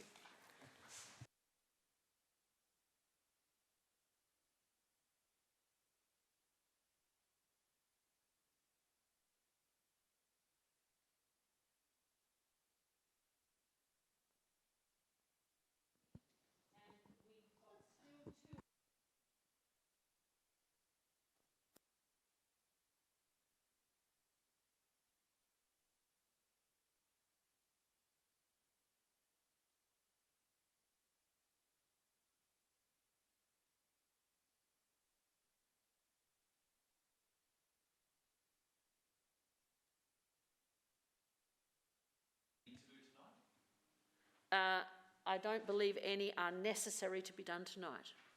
But I'm just observant of the fact that we might get started on the next one and we might not finish it. So I just wanted to get the one finished, which is the Era Water one, done and dusted first. I need some decision from the meeting. Councillor Piggott's not happy? No, you want to continue straight on as the agenda is? Okay. All right, so we will plod through. Next one is Councillor Davey. Sorry, no, it's not. It's Councillor Piggott. No intentional prodding. It's me. Look, I only pulled this out actually because I feel it should be debated, but I would like to run the motion that Council do not support moving the Australia Day citizenship ceremony to the Regal Theatre. This is almost a conscience vote, I feel. My view around that is that it's actually been one of the nicest feel-good events in my time here. One of the reasons for that is Hazelwood Park. Now, I am told that Regal works pretty well for it, and I don't doubt it does. But I haven't seen any compelling reasons here that we should change what has worked really well previously. And so my vote would be in maintaining it in Hazelwood Park, not moving to Regal Theatre. Hughes, you had your hand up to second it. Yes, I wish to second this. I agree with Councillor Piggott. I think that the general feel and the vibe of the day at Hazelwood Park is actually one of the most enjoyable events that I've been to as an elected member. I think although the event is held during the year at the Regal, I understand it's been held, I think that's great. We should run those alternate ones, but I think the Australia Day one, and I know there's some controversy around the date, but I would love to see us incorporate some of our reconciliation action plans into that day as well on the day, whether it's through a smoking ceremony, whatever. I'm sure that's all being looked after by the reconciliation group working on that plan. One of my concerns personally about moving one of our biggest citizenship ceremonies into the Regal Theatre due to COVID is that because of COVID, we should be trying to have things outdoors in the open because the science says you're less likely to catch something if you're outdoors than indoors. So I think, I'm not sure what the capacity of the people that you can fit at the Regal, but I know the Australia Day ceremony that we've had at Hazelwood Park has been very large, and it's also an opportunity for members of the community who aren't being sworn into the ceremony to come and watch. And I think that sense of community, people strolling through the park on the day, having their picnics, enjoying the public holiday, really creates a sense of what our community is about. And although there was the proposal to have a session across the road from the Regal, which I'm sure would be just as good, well, would be good, I don't think it would be as good. And I think there's the opportunity, sitting there, listening to the birds, listening to the magpie, hearing kids scream because they're enjoying the pool, the playground, running around. It's a really great day, and I think it would be a real shame for people to lose that opportunity if they do elect to use that as their ceremony. So while I appreciate the sentiment of staff and the pressure that we've perhaps put them under to try and make savings across the year, I think this probably isn't the one to do it on. So I will be supporting Councillor Piggott's motion to not move the ceremony. Just point out that the numbers are exactly the same for the indoor ones as they are outdoors, and the capacity of the Regal is well beyond the space that we actually have to cater for out in the Oval. But I'm just correcting the figures. No, I'm just correcting the figures, nothing else. Okay. Sorry, Councillor Carbone.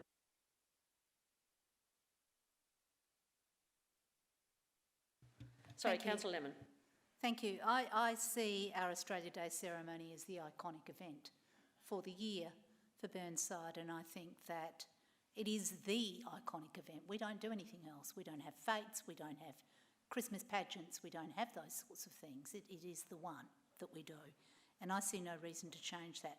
I actually think having citizenship in the park with the warbling magpies and the Burnside Youth Band and dogs and kids running around absolutely gives that particular event a focus of family, of fun, of general well-being. And while I understand that taking it to the Regal sanitises it somewhat, it sanitises it a bit too much for me. Citizenship And people, I became a citizen. I was 9 years old when I became a citizen of this country in Freeling, and it was a big event. I had little white lace gloves and a little white lace hat, and we went to the Freeling Institute, and the Mayor made us Australian citizens. And it is actually a bit more than documentation. It's a life-changing event. And to have that in a marquee with hundreds of people in a beautiful spot like Hazelwood Park makes it an event. I don't think going to the Regal makes it an event. It's not entertainment. It's not documentation. It's a life-changing event. And I really, really believe very strongly that we need to keep it in Hazelwood Park.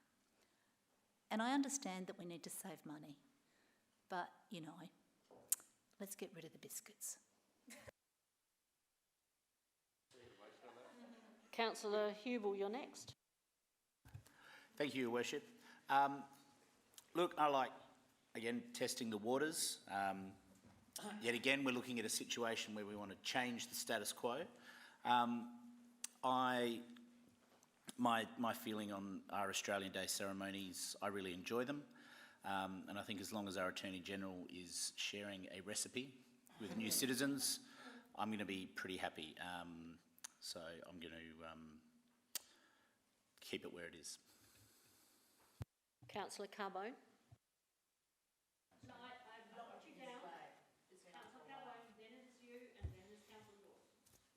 Thank you, Your Worship. I understand why the Regal was mentioned by our CEO, and I get it. I get it that it's logical. I get it that it's smart and cheaper and efficient. I get all those things. But there's something that you can't put a price on, and that's making our Australia Day ceremony special. And as a few people have already mentioned before, having it at the Regal kind of makes it like everything else. You've seen one, you've seen them all kind of thing. But having it in Hazelwood Park, which is the heart and soul of Burnside, you can't get more Burnside than attending a barbecue in Hazelwood Park. You can't get more Burnside than putting in $1 at the CFS Cup and so forth in Hazelwood Park and shooing away a fly and listening to the pool in the background. I mean, we're trying to make the Burnside experience, we're trying to capture the essence into one event, into one specific moment in time. And I think you can't do that not at Hazelwood Park on Australia Day. So I get it, it's going to cost us an extra $13,000, but like I said before, it's special. And if it costs $13,000 to make it special, so be it. Now, Councillor Davis. Thank you. I endorse all the comments that have been said. I think Hazelwood Park is the iconic place and the place to have it. The only thing we do need to do is make contingencies, I think, for weather. We've had some really stinking days that I think a few of us can remember of sitting under there melting at 41 degrees, or we could have raging storms. So I assume that that's taken into consideration, and we would revert to the Regal if there was that sort of calamity. But otherwise, generally, I think it's iconic at Hazelwood Park.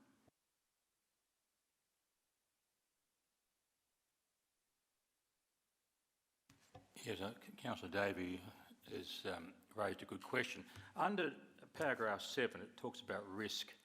When was the last time that it was moved because of hot weather or storms or weather, whatever it was, from Hazelwood Park? Has anybody got the information? I know that Councillor Lemon may have, but I'd like to know what that could be. Through the Mayor, that I think it was 2017. It was the year that I started. It was moved into the ballroom because of hot weather. Storms, thank you.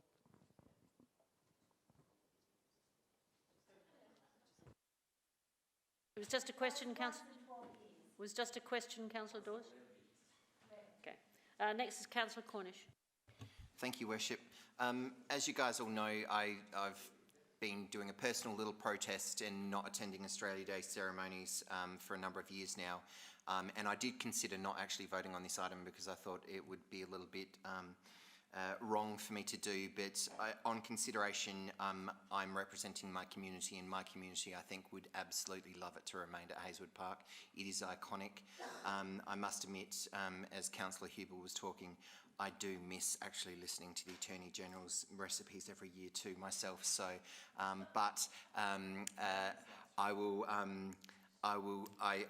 support the motion as it stands, but thank you. Councillor Jones. Look, I became a citizen in Hazelwood Park, and the only thing that was memorable about the day was that it was effing hot in that fucking tent. And I can hear warbling of magpies anytime I like, just stepping outside my front door. And, you know, really, I've been to 2 or 3 ceremonies in the Regal. They've been really good. Everyone who's been there has really loved it there. I do think it has practical benefits. We can still have a celebration in Constable Hyde Gardens, which is a lovely venue. The fact is, I think there's only 50 people becoming citizens booked for Australia Day. So we're having them more and more during the year. It's not like the massive event it used to be, was your one chance to become a citizen each year was the Australia Day at Hazelwood Park. And days where everyone would turn out in the community for this great community event. You know, the times I've been there, there's JJ and the Hartley brothers and Joylene. It's just not a massive community event, to be honest. And we're not living in the 1950s anymore. So I sense that everyone's going to want to Hang stay on. in Hazelwood Be Park. fair. You've all had a chance to talk. Yeah, thanks, Anne. I might even speak for my 3 minutes now in protest. Let's think what I can say. But look, I think this is a good idea. I just think it's more a practicality. It'd be nice to save money. We keep wanting to spend money. Sometimes we do have to give the CEO a break and say, you know, he said this seems a reasonable request to try and meet his targets, but I guess, you know, we can carry on being mean to him, but, you know, that's what he's paid the big bucks for, eh? As Councillor Carbone pointed out. So, look, I'm going to, I think, oppose this motion, and I will shut up now. I might point out that only 2 people apart from me have actually attended any events in the Regal, and one of them happens to be Councillor Jones. Did you come to one? Oh, you were the one I was thinking of, Councillor Davey. All right. Next person is Councillor Dawes. I'm a bit wary of Councillor Jones's swearing there, but anyhow. He made a point that there's only 50 next January. Can I just have that confirmed, that only 50 people were receiving citizenship? We've had 70, more than 70 through all of the winter ones, all the 3 winter ones. We had 70 last year in January. Sorry? Through you, Madam Mayor. I've taken a notice. The figure fluctuates, so I can't. Yeah. I don't know the final figure as yet. Sorry? Would we know in October? Oh, no, we probably know, but I don't know. We generally know well in advance how many, because all the data and all the figures come from the department. It's not called the Department of Immigration, but whatever that is called now. So we actually already know in advance approximately how many, and some of them have been waiting for quite a lengthy period of time. Well, I didn't know if he was actually quoting from somebody that he'd found out from staff, but Bronnie might know, because at this stage she probably is already starting to work on getting things together. Would that be correct, Helen? Be more than 50? Okay, thank you. There we are. So there'll be more than 50 in January. This is Councillor Henschke. Just briefly though, I suppose the positives about the Regal Cinema, it has a screen, and yeah, I've been to various events where the screens can be very useful for projecting films. We could have a film, the City of Burnside, to show to our new citizens. So that's just a thought. Thank you. We have actually been using a film prior to the ceremonies, the last 2, which is a little bit of a story of Burnside, Yeah. so that it captures the interest of the people. Councillor Davis. Just like to remind Councillor Jones that the song goes, "Give me a home among the gum trees, not lock me up inside in the air conditioning."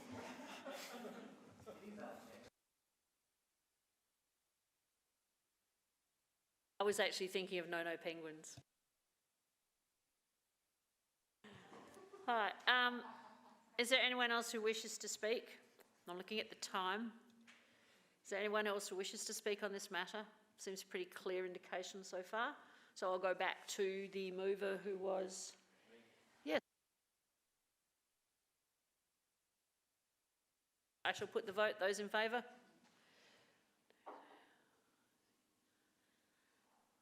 Those against? Carried.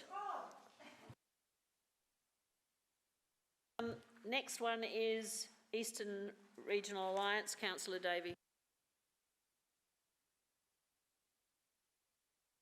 Sorry, moved by Councillor Davey, seconded Councillor Hughes. All those in favour? Carried.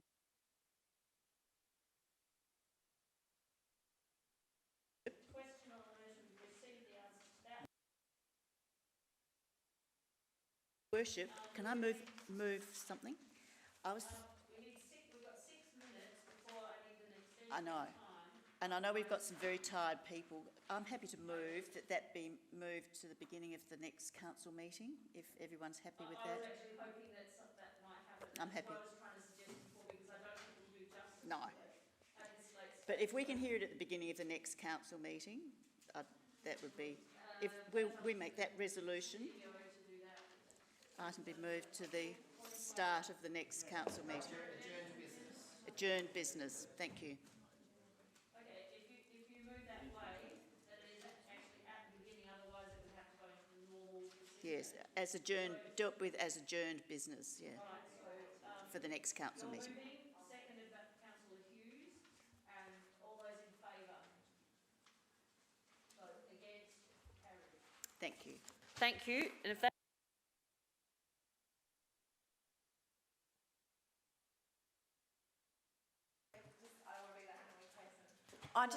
I am being that annoying person. In other business, I just wanted to thank, I'm not sure, I think it was Councillor Henschke's motion around the plaques, and it just seems that everywhere I go at the minute I see a beautiful blue plaque, and my children have spotted them on the bike ride that we do up to Hallett Road, and there's one on the post office, and everywhere we go they find them and they want to read, and I'm like, we don't have time to read the sign.